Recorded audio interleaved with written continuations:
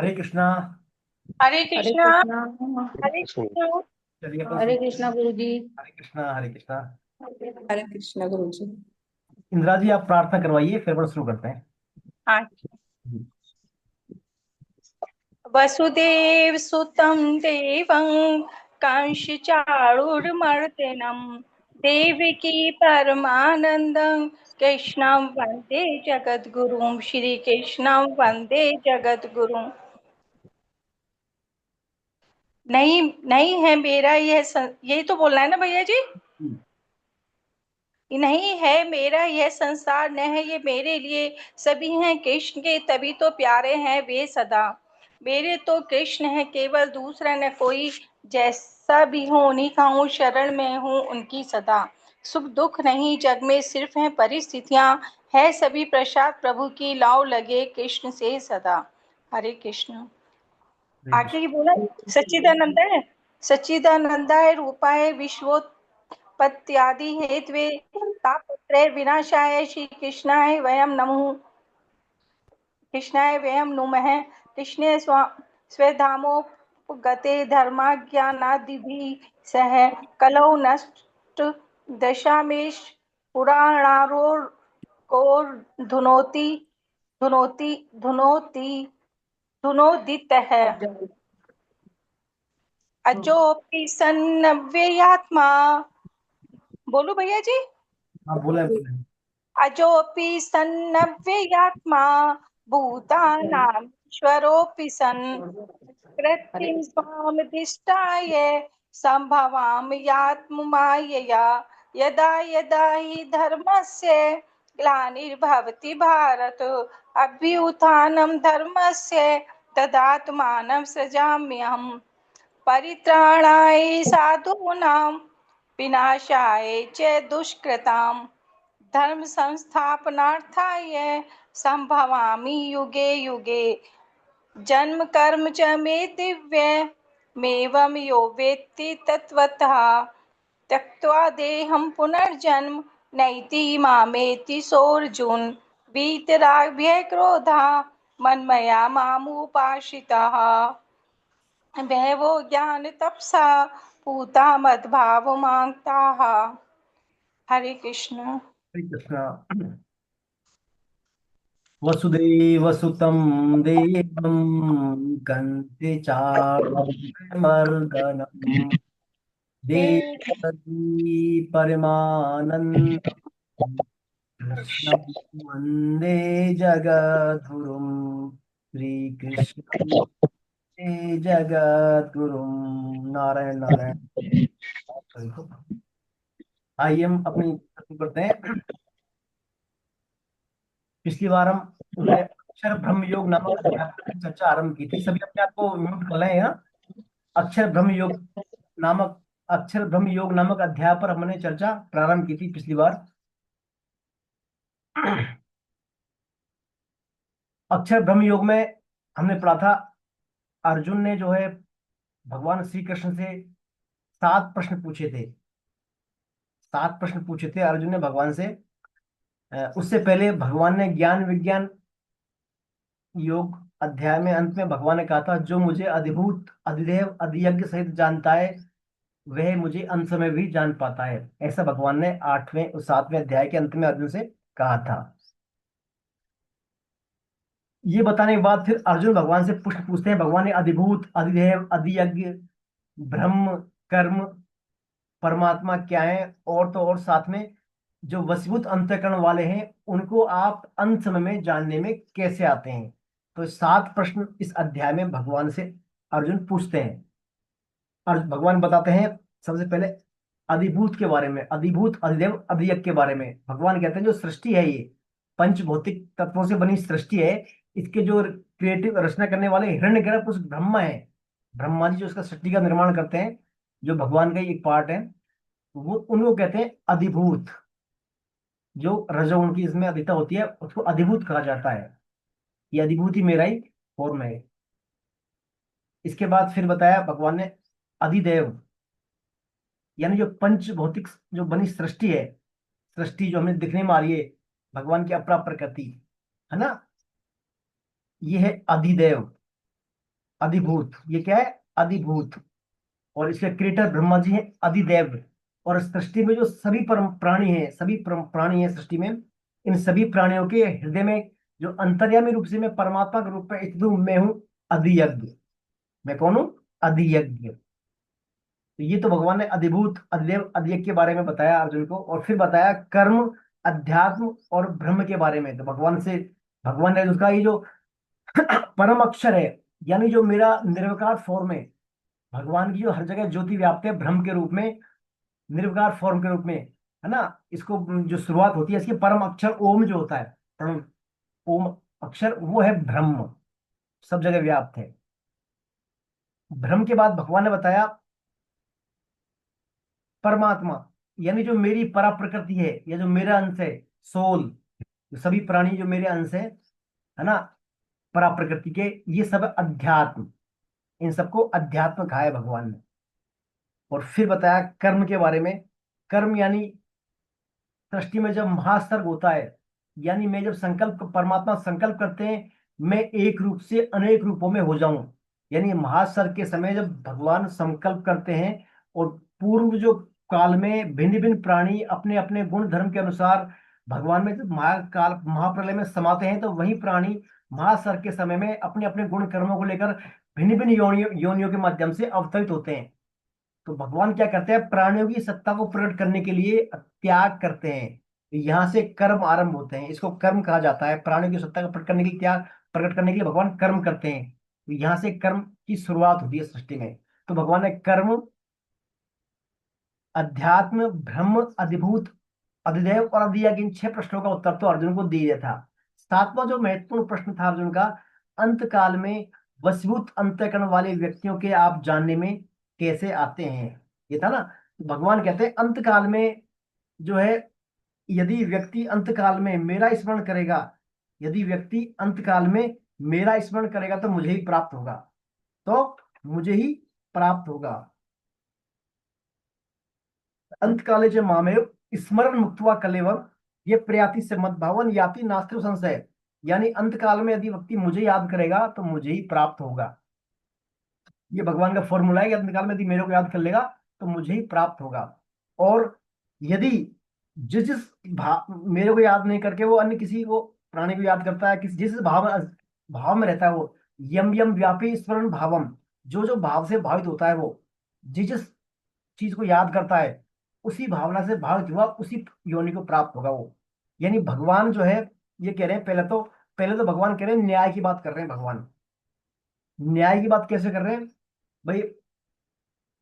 भगवान कह रहे हैं जिस जिस भाव को प्राप्त होगा, यानी जिस जिस योनि को तू प्राप्त करेगा, जिस जिस प्राणी को याद करेगा, वैसी वैसी तम तमेवती कौन थे। यानी जैसे सुई के पीछे धागा जाता है ना, जैसे सुई पोते हैं तो उसके पीछे धागा अपने आप आता है सुई के पीछे, ऐसे ही जिस जिस भाव को याद करेगा वो योनि उसको मिल जाएगी।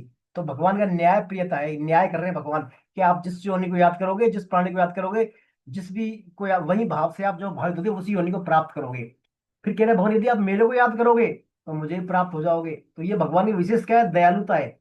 भगवान कह रहे हैं यदि तूने जीवन भर मेरे को याद नहीं किया, यदि अंत में तेने मेरे को अंत समय में याद कर लिया, तो निस्संदेह तू मेरे को ही प्राप्त होगा, निस्संदेह मेरे को ही प्राप्त होगा। तो यह भगवान, जो अर्जुन का प्रश्न था, वशभूत अंतःकरण वाले व्यक्तियों के आप जो है अंत में याद कैसे आते हैं उनको, तो भगवान ने 2 बातें बता दी। जिस जिस भाव को याद करेगा वो योनि प्राप्त होगी, और यदि मेरे को याद करेगा तो मैं ही प्राप्त होऊंगा।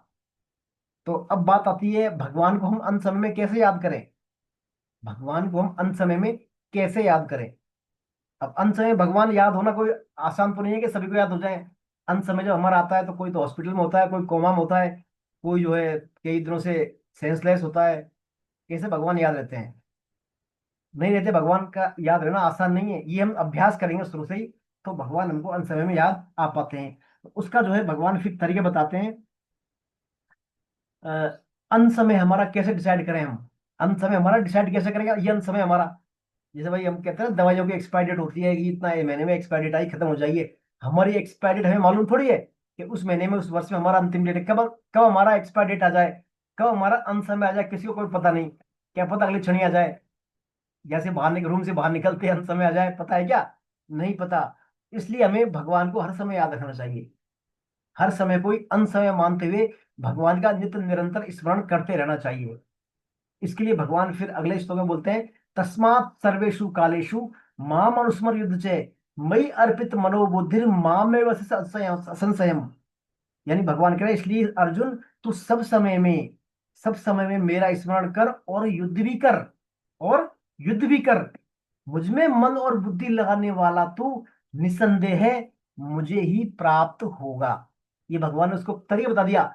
हर समय में कैसे याद रहूंगा कि अपना कर्तव्य कर तो कर अर्जुन तू, यानी युद्ध के लिए कह रहा ना अर्जुन से अर्जुन चूंकि वहां पर युद्ध मैदान में युद्ध कर रहा है, क्षत्रिय अपना कर्तव्य कर में, तेरा कर्तव्य कर तो कर अर्जुन, लेकिन क्या कर तू, हर समय मेरा स्मरण भी कर।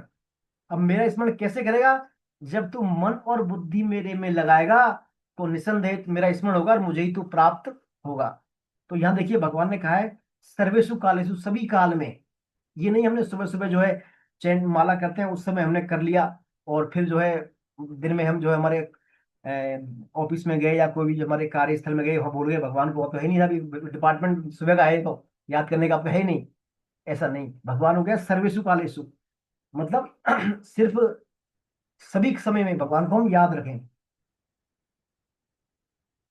जैसे प्रत्येक कार्य में समय का विभाग होता है, प्रत्येक कार्य में समय का विभाग होता है। जैसे अभी हमारा सोने का समय है, ये हमारा जागने का समय है ना, ये हमारे नित्य कर्म करने का समय है, ये जो हमारे जीविका के लिए काम धंधे करने का समय है, ये भोजन का समय है, आदि आदि। परंतु भगवान के जो स्मरण में कोई विभाग नहीं है, समय का कोई विभाग है ही नहीं है।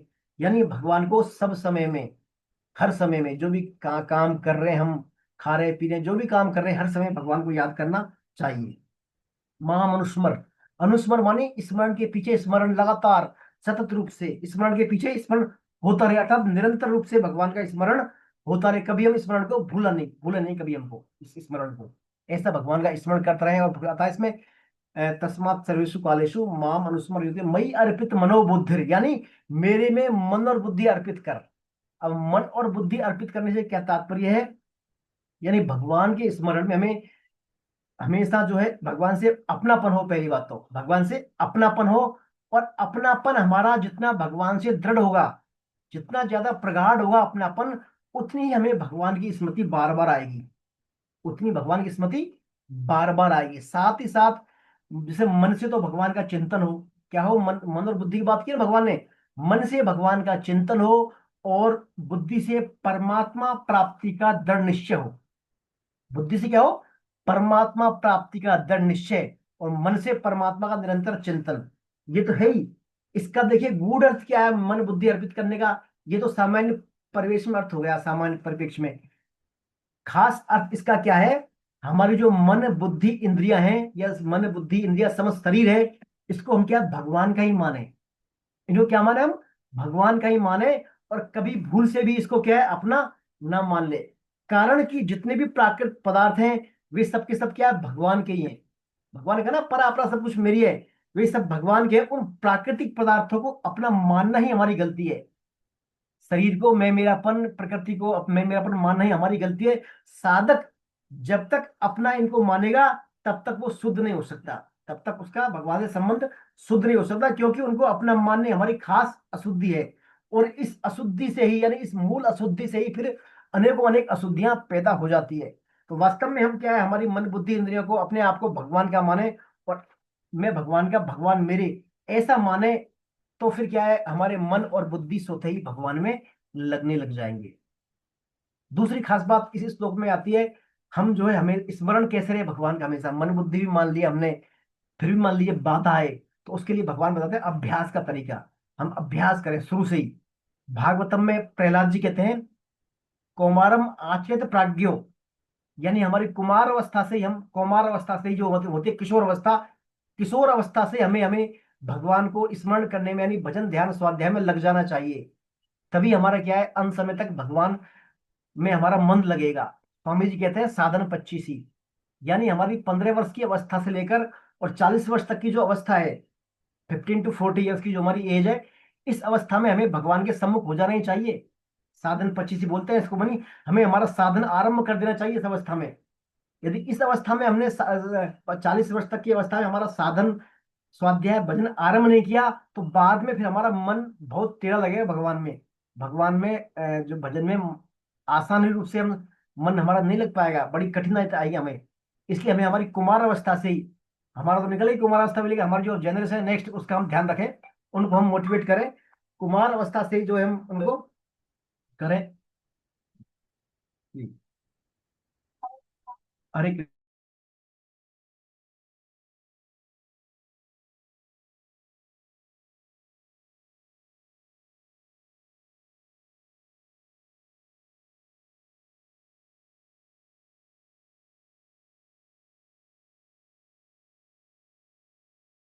जी। तो हमारा इसमें क्या है, स्मरण हो भगवान का। स्मरण कैसे करें? एक तो आपका एक फोन आया हमारी एक शादी का, उनका क्या है, क्लास अटेंड नहीं हो पा रहा, आप लिंक डाल दें ग्रुप में, कोई है ना, वो लिंक से फिर से फॉरवर्ड कर दें ताकि वो ज्वाइन कर ले, उनका ज्वाइन नहीं हो पा रहा है। सुमन जी सिखवाल का फोन आया अभी, तो आपको भी डाल दें। तो स्मरण के बारे में क्या है, हम भगवान को स्मरण कैसे करें? और देखिए, तीन तरह का स्मरण होता है शास्त्रों में। एक तो होता है हमारा बोधजन्य स्मरण, बोधजन्य, यानी हमें अनुभव हो जाए। और दूसरा आता है संबंधजन्य स्मरण। और तीसरा आता है क्रियाजन्य स्मरण। संबंधजन्य स्मरण, बोधजन्य स्मरण और क्रियाजन्य स्मरण। तो बोधजन्य स्मरण का तो कभी अभाव होता नहीं, यानी एक बार हमें बोध हो जाए कि मैं भगवान का, भगवान मेरे, या सब कुछ माया है, प्रकृति है, अपराप्रकृति है, मैं ही जो भगवान का अंश हूं, ऐसा बोध हो जाए, है ना, यानी हम ज्ञान मार के उसमें रास्ते में आ जाए, एक बार सिद्ध हो जाए, तो वो बोधजन्य स्मरण हो जाता है कि मैं भगवान का ही स्वरूप हूँ, और सब कुछ जो है भगवान का ही है, मैं भगवान का ही स्वरूप है, ऐसा बोध। ये बोध जो है कभी, ये जो है अभाव नहीं होता इसका, एक बार बशर्ते बोध हमें हो जाए। दूसरा आता है संबंध जन स्मरण। संबंध जन स्मरण हमेशा निरंतर बना रहता है जब तक हमारे अंदर संबंध बना रहता है। और तीसरा आता है क्रियाजन्य स्मरण, यानी क्रियाजन्य स्मरण, हमारी जितनी क्रिया, हमें अभ्यास रहेगा जितना, तब तक रहेगा। और जैसे अभ्यास या क्रिया करना छोड़ देंगे तो वो संबंध ही हमारा क्या है, खत्म हो जाता है, क्रियाजन्य स्मरण। तो महत्वपूर्ण है स्मरण है इसमें। पहला आता है बोधजन्य स्मरण। अपना जो होनापन है, अपना जो होनापन है, अपना स्वरूप है, उसको याद करना पड़ता है, या अपने को नहीं करना पड़ता, है ना? नहीं करना पड़ता कि भाई अपन सोचते हैं मैं फला सिंह हूँ, तो अपन से दिन में पूछे, रात में पूछे, नींदों में कभी पूछे कौन है आप, मैं फला सिंह हूँ। भाई मैं अपने आप को मान लिया ना, बोध कर लिया मैं ये हूँ, तो बोधन स्मरण भी हम हो जाएगा, तो उसको याद नहीं करना पड़ता। परंतु शरीर के साथ जो हमने एकता मान ली हमारी, शरीर के साथ जो हमने हमारी एकता मान ली है, वे हमारी भूल है, वे हमारी भूल है। बोध होने पर वो हमारी भूल मिट जाती है। भगवान के साथ अपनापन का जब बोध हो जाएगा, यानी अपने स्वरूप का बोध हो जाएगा, तो शरीर की जो एकता है, उसको हम, शरीर का जो मानवीय एकता है उसको हम भूल जाते हैं। और फिर क्या होता है, अपना जो स्वतः होनापन है वो सिद्ध हो जाता है, स्वतः ही होनापन होता है अपना, अपन स्वतः ही जो भगवान के अंश है, स्वतः ही जो है अपना होनापन अपने आप को प्रतीत होता है। तो ये बोधजन स्मरण है। तो बोधजन स्मरण महत्वपूर्ण बात है, पहले हमें बोध हो एक बार, पहले हमें क्या हो, एक बार बोध हो। ये बोधजन स्मरण नित्य निरंतर बना रहता है।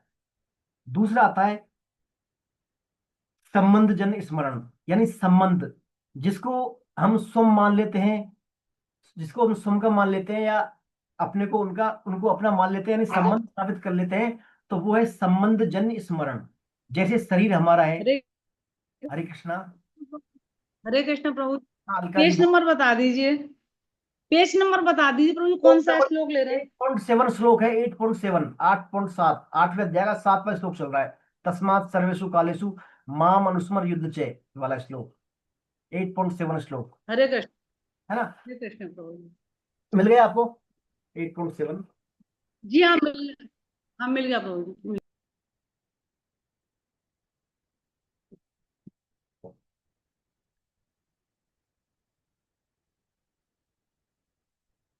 तो संबंध जन स्मरण में, यानी हम जिसको मान लेते हैं, जैसे शरीर हमारा है, संसार हमारा है, आदि आदि, तो ये माना हुआ संबंध क्या, तब तक नहीं मिटता जब तक ये हमारा नहीं है। जब तक हमारा नहीं होगा तब तक ये संबंध नहीं मिटता, ऐसा मान लेते हैं। परंतु भगवान जो है वो वास्तव में हमारे हैं। भगवान वास्तव में हमारे हैं। हम माने तो हमारे, नहीं माने तो नहीं हमारे। फिर हम यदि मान ले भगवान को, भगवान हमारे, तो ठीक हमारे हैं, और नहीं माने तो नहीं है। यानी जाने तो हमारे वो, और नहीं जाने तो फिर हमारे नहीं है। दिखे तो हमारे, जैसे हमें दिख रहा हो भगवान, तो हमारे, नहीं तो नहीं। ऐसे ही हम सब क्या है, भगवान के अंश हैं। हम सब भगवान के अंश हैं, और भगवान, और वे हमारे अंशी हैं, वे हमारे अंशी हैं। हम उनसे अलग नहीं हो सकते, और वे हमारे से अलग नहीं हो सकते। तो जब तक हम हमारा शरीर संसार के साथ संबंध मानते हैं, तब तक भगवान का वास्तविक संबंध हमारा स्पष्ट होता नहीं। और जब हम शरीर और संसार के साथ संबंध का अभाव स्वीकार कर लेते हैं, यानी संसार हमारा है ही नहीं, शरीर हमारा है ही नहीं, तब फिर हमारा भगवान के साथ जो हमारा स्वतः नित्य संबंध है वो जागृत होने लग जाता है। और फिर ऐसा जागृत होने के बाद क्या है, वो संबंध हमारा नित्य निरंतर बना रहता है। तो ये है संबंध जन स्मरण। तो ये हमारा मानने पर ही निर्भर करता है कि हम हमारा भगवान को कितना मान रहे हैं, हम कितना संसार को मान रहे हैं, कितना भगवान को मान रहे हैं। ये संबंध जन स्मरण भी काफी महत्वपूर्ण है। और तीसरा स्मरण आता है क्रियाजन स्मरण। क्रियाजन स्मरण, स्मरण क्या होता है इसमें, ये कोई हम क्रिया करते हैं, बार बार एक्ट करते हैं। जैसे बचपन में हम पहाड़े याद करते हैं, टेबल याद करें, 2 एकम 2, 2 दूनी 4, 2 3 6 ऐसे। तो जब तो याद हो जाती हैं, और जब बड़े होने पर क्रिया अभ्यास करना छोड़ देते हैं, भूल जाते हैं उनको टेबल बोलना, है ना, भूल जाते हैं बोलना कैसे क्या है, बाद में फिर निकालते हैं उनको। तो क्रियाजन इसमें क्या करते हैं, क्रिया जब तक चलती है हमारी, तब तक अभ्यास होता रहता है। जैसे मान लीजिए कोई स्त्री आती है, कोई स्त्री जो है अब जा रही है, कुएं से पानी ला रही है, जल का घड़ा भर के ला रही है सिर पर।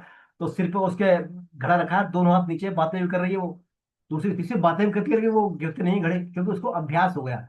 अभ्यास के द्वारा वो निरंतर सावधानी बरतती है, और काम भी करती है वो साथ साथ, है ना। और वो चलता है, बाजीगर होता है, नट होता है, नट जो रस्सा बांध के चलती है वो चलता है, उसको अभ्यास होता है बार बार, तो वो गिरता नहीं है, वो चलता रहता है, लेकिन गिरता नहीं है। तो क्रियाजन अभ्यास से जो है, जैसे कोई मान लीजिए ड्राइवर मोटर चलाता है, कोई कार का ड्राइवर होता है, कोई एक्सपर्ट ड्राइवर, तो गाड़ी चला रहा है, वो हाथ से गियर लगा रहा है, बातें भी कर रहा है और काम भी कर रहा है, क्योंकि उसको अभ्यास है, क्रिया का अभ्यास हो गया है। तो अभ्यास जन से क्या है, हम जो है निरंतर भगवान को याद कर सकते हैं। अभ्यास जन स्मरण भी 3 तरह का होता है हमारा विशेष रूप से। कैसे, हम कोई भी काम कर रहे हैं, कोई भी काम कर रहे हैं संसार का, तो संसार का काम करते हुए हम भगवान को याद कर लें, ऐसा अभ्यास कर लें। संसार का कार्य करते हुए भगवान को याद करते जाए हम, है ना। प्राइमरी काम संसार कर रहे हैं, साथ साथ भगवान को भी याद कर लें, तो भी भगवान का स्मरण होता रहता है। ऐसा नहीं हो तो फिर हम भगवान का स्मरण करते हुए संसार का काम कर लें। दूसरी बात, भगवान का स्मरण करते हुए संसार का काम कर लें, तो भी काम चल जाता है। लेकिन ये कभी कभी भूल जाते हैं, हम काम में इतने रम जाते हैं, भगवान का नाम भूल जाते हैं, या भगवान का नाम लेंगे तो काम भी हमारा पूरी तरह नहीं हो पाता। तो ये बातें व्यवहारिकता में पूरी तरह संपन्न नहीं हो पाती। सबसे महत्वपूर्ण है अभ्यास जन में, हम जो कार्य करते हैं उस कार्य को क्यों नहीं भगवान का कार्य मान ले हम। जो भी हम कार्य कर रहे हैं, संसार का कर रहे हैं चाहे किसी का भी कर रहे हैं, उसको कार्य को नहीं भगवान का मान लें, तो फिर हम क्या भगवान को नहीं भूलेंगे।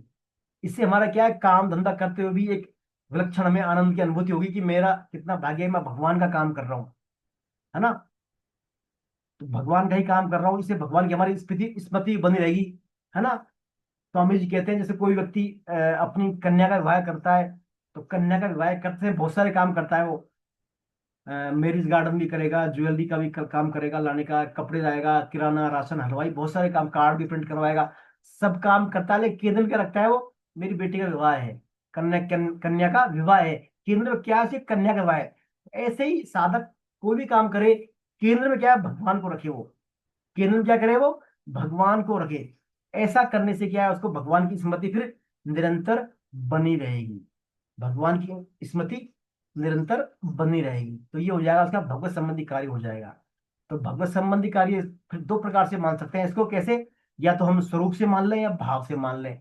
स्वरूप से मतलब कैसे माने, जैसे मान लीजिए भगवान का नाम कर रहे हैं हम, भगवान का नाम जप कीर्तन, भगवान की लीला का श्रवण कर रहे हैं, पठन पाठन कर रहे हैं, ये सब क्या है, स्वरूप से भगवत संबंधी कार्य है, स्वरूप से। तो और भाव से करें, भाव से कैसे, जैसे मान लीजिए हम कोई भी काम कर रहे हैं, जब हमने मान लिया संसार को भगवान का स्वरूप मान लिया, संसार का काम भी क्या फिर भगवान का काम होगा, संसार काम भी भगवान का काम होगा। इसको भगवान के नाते ही करना है, भगवान की प्रसन्नता के लिए ही करना है। इस काम से हमें हमें कुछ लेना देना नहीं, अभी तो हम तो क्या है, भगवान की प्रसन्नता के लिए कर रहे हैं। भगवान ने हमें जिस वर्ण में पैदा किया है, जिस आश्रम में रखा है, तो उसमें भगवान की आज्ञा के अनुसार उचित कार्य करना ही हमें है। तो ऐसे भाव रखने से हम संसार का काम करते हुए भी क्या हमारा वो भगवान का काम हो जाएगा, संसार का कार्य करते हुए भाव स्वरूप से वो भगवान का कार्य हो जाएगा। तो ये भगवान का इस श्लोक में कहने का आशय यही है, तस्मात् सर्वेषु कालेषु माम अनुस्मर युद्ध से, यानी हम हमारा संसार का कार्य भी करें और हर समय मन और बुद्धि से भगवान को याद रखें। हर समय भगवान को याद रखेंगे तो भगवान को स्वतः ही हम अंत समय भी याद रख पाएंगे, और अंत समय याद रखेंगे तो निसंदेह भगवान की प्राप्ति ही होगी ही, ऐसा भगवान भी कह रहे हैं, है ना, भगवान के अनुसार ये इसी श्लोक में बात है। अब भगवान अगले जो है अपने यहां तक पढ़ लिया था लास्ट टाइम, अब 8वां श्लोक लेते हैं अपन। 8वें श्लोक में भगवान क्या कर रहे हैं अभी, भगवान जो है अपने निराकार स्वरूप का वर्णन कर रहे हैं। भगवान सगुण निराकार स्वरूप का वर्णन करने वाले हैं आने वाले 8वें 9वें और 10वें श्लोक में। ये तो भगवान का स्मरण की बात हो गई। अब कुछ लोग क्या भगवान के निराकार के उपासक होते हैं, कुछ साकार के उपासक हैं। तो निराकार के उपासक है भगवान को, वो भगवान को कैसे याद करते हैं, उनके बारे में 3 श्लोक में भगवान समझा रहे हैं। आइए श्लोक नंबर 3, नंबर 3 श्लोक पढ़ते हैं अपन। कौन पढ़ेंगे श्लोक नंबर तीनों? ये 8 8 8 चल मैं 9। पढ़ूं। हाँ चल मैं संतोष। पढ़ूं। हाँ संतोष जी आप पढ़ते हैं। हाँ हरे कृष्णा प्रभु जी। जी, हरे कृष्णा। अभ्यास योग युक्तेन चेतसा नान्यगामिना परमं पुरुषं दिव्यं याति पार्थानुचिन्तयन् कविं पुराणम् अनुशासितार मनोरणीयान् अनुस्मरेद्य सर्वस्य धातारं चिन्त्य रूपम् आदित्यवर्णं तमसः परस्तात् प्रयाण काले मनसा चलेन भक्त्या युक्तो योग बलेन च भ्रुवो मध्ये प्राणम आवेश्य सम्यक समतं परम पुरुषम उपैति दिव्यम। हरे कृष्णा प्रभु जी। हे हरे प्रथानंदन, अभ्यास योग से युक्त और अन्य का चिंतन न करने वाले चित्त से परम दिव्य पुरुष का चिंतन करता हुआ शरीर छोड़ने वाला पुरुष उसी को प्राप्त होता है जो सर्वज्ञ, अनादि, सब पर शासन करने वाला, सूक्ष्म से अत्यंत सूक्ष्म, सबका धारण पोषण करने वाला, अज्ञान से अत्यंत परे, सूर्य की तरह प्रकाश स्वरूप अर्थात ज्ञान स्वरूप ऐसे अचिंत्य स्वरूप का चिंतन करता है। वह भक्ति युक्त मनुष्य अंत समय में अचल मन से और योग बल के द्वारा भ्रकुटी के मध्य में प्राणों को अच्छी तरह से प्रविष्ट करके शरीर छोड़ने पर उस परम दिव्य पुरुष को ही प्राप्त होता है। जो अंत समय में ईश्वर को याद करता है वो ईश्वर को ही प्राप्त हो जाता है। हरे कृष्ण प्रभु जी। हरे कृष्णा। तो यहाँ पर देखिए भगवान अपने भिन्न भिन्न प्रकार की निराकार फॉर्म के बारे में इस श्लोक में भगवान बताना चाह रहे हैं। जो अभ्यास योग से युक्त और अन्य का चिंतन न करने वाले अनन्य भाव से उस परम दिव्य का चिंतन करता है, ऐसा मनुष्य भी क्या है, शरीर छोड़ने पर उसी परमात्मा को प्राप्त हो जाता है। यानी एक का ही चिंतन करे, वो अन्य का चिंतन नहीं करे, सिर्फ और सिर्फ परमात्मा का आश्रय हो, उसमें सिर्फ और सिर्फ एक परमात्मा के आश्रय हो, ऐसा व्यक्ति भी अंत समय में उसी को प्राप्त हो जाता है। वो परमात्मा कौन है? सर्वज्ञ, सर्वज्ञ अनादि है वो, सब पर शासन करने वाले, छोटे से छोटे हैं, सबको धारण करने वाले, सबका पोषण करने वाले हैं। इस तरह वो उन्हीं को प्राप्त हो जाता है। तो यहाँ पर देखिए भगवान का जो व्यक्त रूप है, भगवान के रूपों के बारे में पढ़ने पर भगवान का जो व्यक्त रूप है, भगवान का व्यक्त रूप साकार और अव्यक्त रूप निराकार रूप माना जाता है। व्यक्त यानी जो भगवान हमारे दिख रहे हैं, है ना, आकार, उनका आकार है, तो वो साकार और अव्यक्त रूप कहलाता है निराकार रूप। इसी तरह भगवान का दिव्य गुणों से रहित रूप है, यानी गुणों से रहित मानते हैं उनको तो निर्गुण कहलाएंगे, और गुणों से युक्त मानते हैं तो वो सगुण कहलाएंगे भगवान। तो हमें ये बता रहे हैं, जैसे आकाश का गुण क्या है? शब्द।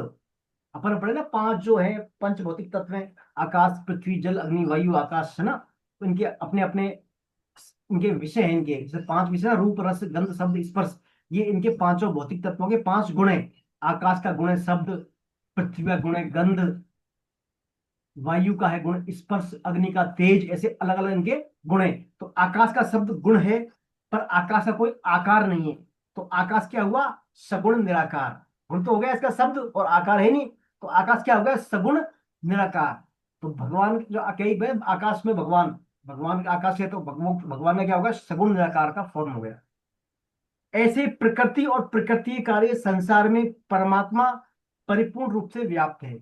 प्रकृति कार्य क्या है? संसार, और संसार में परमात्मा परिपूर्ण रूप से व्याप्त है, इसलिए परमात्मा सगुण निराकार का वाचक है। यहाँ पर सगुण निराकार, कार्य क्या होगा? संसार, लेकिन प्रकृति का कोई आकार नहीं है तो निराकार हो गया, तो सगुण निराकार का यहाँ वाचक है।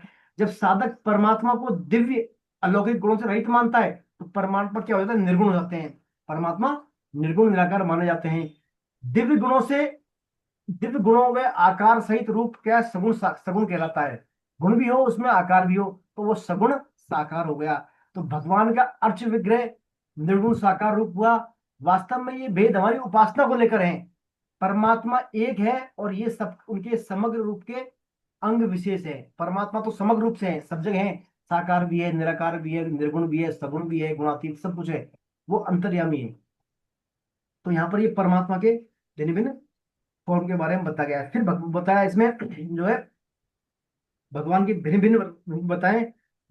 भगवान जो है देखिए, कविम, कविम मानी संपूर्ण प्राणियों और उनके संपूर्ण शुभाशुभ कर्मों को जानने वाले का नाम है सर्वज्ञ, अर्थात कवि। कविम मानी सर्वज्ञ, यानी सभी प्राणियों को जानते हैं वो, उनका आदि अनादि भूत भविष्य वर्तमान सबको जानते हैं। तो भगवान की उपमा है कविम यानी सर्वज्ञ। दूसरी है पुराणम। पुराणम माने वे परमात्मा सबके आदि होने से, यानी शुरुआत, सोर्स है, मूल सोर्स सभी के, तो पुराणम भी है वो परमात्मा।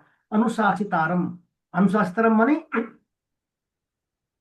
हम देखते हैं, हम नेत्रों से देखते हैं, जैसे हम क्या देखते हैं, नेत्रों से देखते हैं, और नेत्रों ऊपर कौन शासन करता है, मन शासन करता है नेत्रों ऊपर। मन, और मन के ऊपर हमारा बुद्धि शासन करती है, और बुद्धि के ऊपर हमारा अहम शासन करता है, और अहम के ऊपर जो शासन करता है, हमारे अहम यानी विवेक के भी ऊपर जो शासक करता है, वो सबका प्रेरक कौन है, परमात्मा, यानी सब पर शासन करने वाले कौन है, परमात्मा। अनुशासितारम। दूसरा इसमें आता है अणुरणीयांश, यानी अणुओं से भी छोटे। परमात्मा परमाणु से भी अत्यंत सूक्ष्म है, मतलब परमात्मा छोटे से भी छोटे हैं, अणुरणीयांश, अणु के भी अणु है परमात्मा। तात्पर्य कि परमात्मा हमारे मन बुद्धि के विषय नहीं है। परमात्मा, मन बुद्धि हमारे उनको नहीं पकड़ पाते परमात्मा को। मन बुद्धि तो प्रकृति के कार्य होने से प्रकृति को भी नहीं पकड़ पाते, फिर परमात्मा को कैसे पकड़ लेंगे मन और बुद्धि। अतः परमात्मा सूक्ष्म से भी सूक्ष्म है, अर्थात ये क्या है, सूक्ष्मता की अंतिम सीमा है परमात्मा। इतने छोटे परमात्मा, सूक्ष्म से भी सूक्ष्म है। सर्वस्व धातारम, यानी सर्व का धारण भरण पोषण करने वाले, यानी परमात्मा अनंत कोटि जो ब्रह्मांड है हमारे, उन सबको धारण करने वाले हैं, उनका पोषण करने वाले हैं, और उन सभी को परमात्मा से ही स्फूर्ति मिलती है। अतः वे सबका धारण पोषण वाले करने वाले कहे जा सकते हैं। हम देखते हैं कई बार लोग जो है कई भिखारी लोग होते हैं या बेगर टाइप होते हैं ना, बिल्कुल काम करने में असमर्थ है, चलने फिरने में, वो रेलवे स्टेशनों पर सार्वजनिक साहब पड़े रहते हैं, यहाँ पर कई वर्षों तक बैठे बैठे रहते हैं, वो खा लेते पी लेते मांग कर वहीं रहते हैं, वो मतलब काम करने की सामर्थ्य नहीं है उनमें, लेकिन फिर भी वर्षों तक जीवित रहते हैं, वो वर्षों तक जीवित रहता है, चलता रहता है उनका पूरा सिस्टम। क्यों? क्योंकि सबका धारण पोषण करने वाले कौन है, परमात्मा। कहीं ना कहीं उनका अरेंजमेंट भगवान कर ही देते हैं। ऐसा भगवान की यहाँ पर जो है बताया गया है। आदि आदित्य वर्णम, यानी वो सूर्य के समान है परमात्मा। अचिंत रूपम, उनका रूप हमारा चिंतन का विषय नहीं है, यानी हमारे मन बुद्धि के द्वारा परमात्मा जानने में नहीं आ सकते, सिर्फ मानने में आ सकते हैं। ऐसा यहाँ पर भगवान के बारे में इस श्लोकों में और बताया गया है। अब जो है आने वाले श्लोकों में भगवान निर्गुण निराकार के बारे में, उपासना के बारे में, जो परमात्मा का स्वरूप उस बारे में बता रहे हैं। आइए श्लोक नंबर 11, 12, 13 कौन पढ़ेंगे? श्लोक नंबर 11, 12, 13 डॉक्टर साहब आप पढ़ेंगे? हाँ सुनीता जी आप पढ़ना चाह रही है, पढ़ दे, आप पढ़ दे। यदक्षर वेदविदो वदन्ति विष्यति यद्यतयो वीत रागा यदिच्छन्तो ब्रह्मचार्ये चरन्ति तते पदं संग्रहेण प्रवक्ष्ये सर्वद्वारिणी सम्यं मनोरधि निरुद्धे च मूर्धा मूर्ध्याधायात्मनः प्राणामास्तु योगधारणाम् ओमित्येकाक्षरं ब्रह्मा व्याहरन्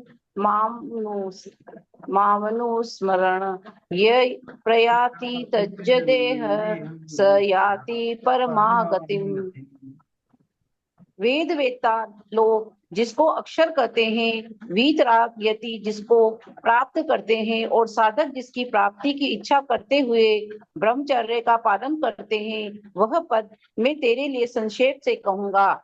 इंद्रियों के संपूर्ण द्वारों को रोककर, मन का हृदय में निरोध करके और अपने प्राणों को मस्तक में स्थापित करके योग धारण में सम्यक प्रकार से स्थिर हुआ जो साधक ओम इस एक अक्षर ब्रह्मा का मानसिक उच्चारण और मेरा स्मरण करता हुआ शरीर को छोड़कर जाता है, वह परम गति को प्राप्त होता है।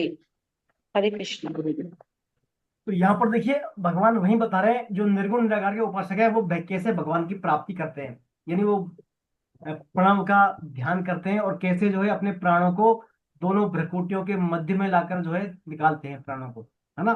तो इनमें सब में क्या पात्रता की बात है, ऐसे व्यक्ति में पात्रता होनी चाहिए। यदि विषयों का भोग की तरफ पात्र, विषयों का भोग की तरफ चिंतन करेंगे, वो संसार में सुख आसक्ति रहेगी, तो ये स्थिति उनकी नहीं आएगी। उसके लिए महत्वपूर्ण बात है हमारा संयम में रहे। पहला ऐसा व्यक्ति जो इस मार्ग का उपासक है, संयम बहुत जरूरी है उसको, यानी अपने स्वरूप में स्थित रहे वो, है ना। जैसे बताया, इसमें घड़े में छेद तो हो, तो हम उसमें भले पानी भरता रहे कितना, लेकिन पानी उसमें टिकेगा नहीं। यानी जब तक उसमें पात्रता नहीं आएगी, यानी मन जो है अपने विषयों के भोग की तरफ से कल्याण की तरफ नहीं जाएगा, तो वो फिर नहीं कर पाएगा। तो ये यहाँ पर ऊर्ध्व गति के बारे में बताया गया है। ऊर्ध्व गति, तीन तरह की गतियां होती है अपनी, ऊर्ध्व गति, मध्यम गति और अधोगति।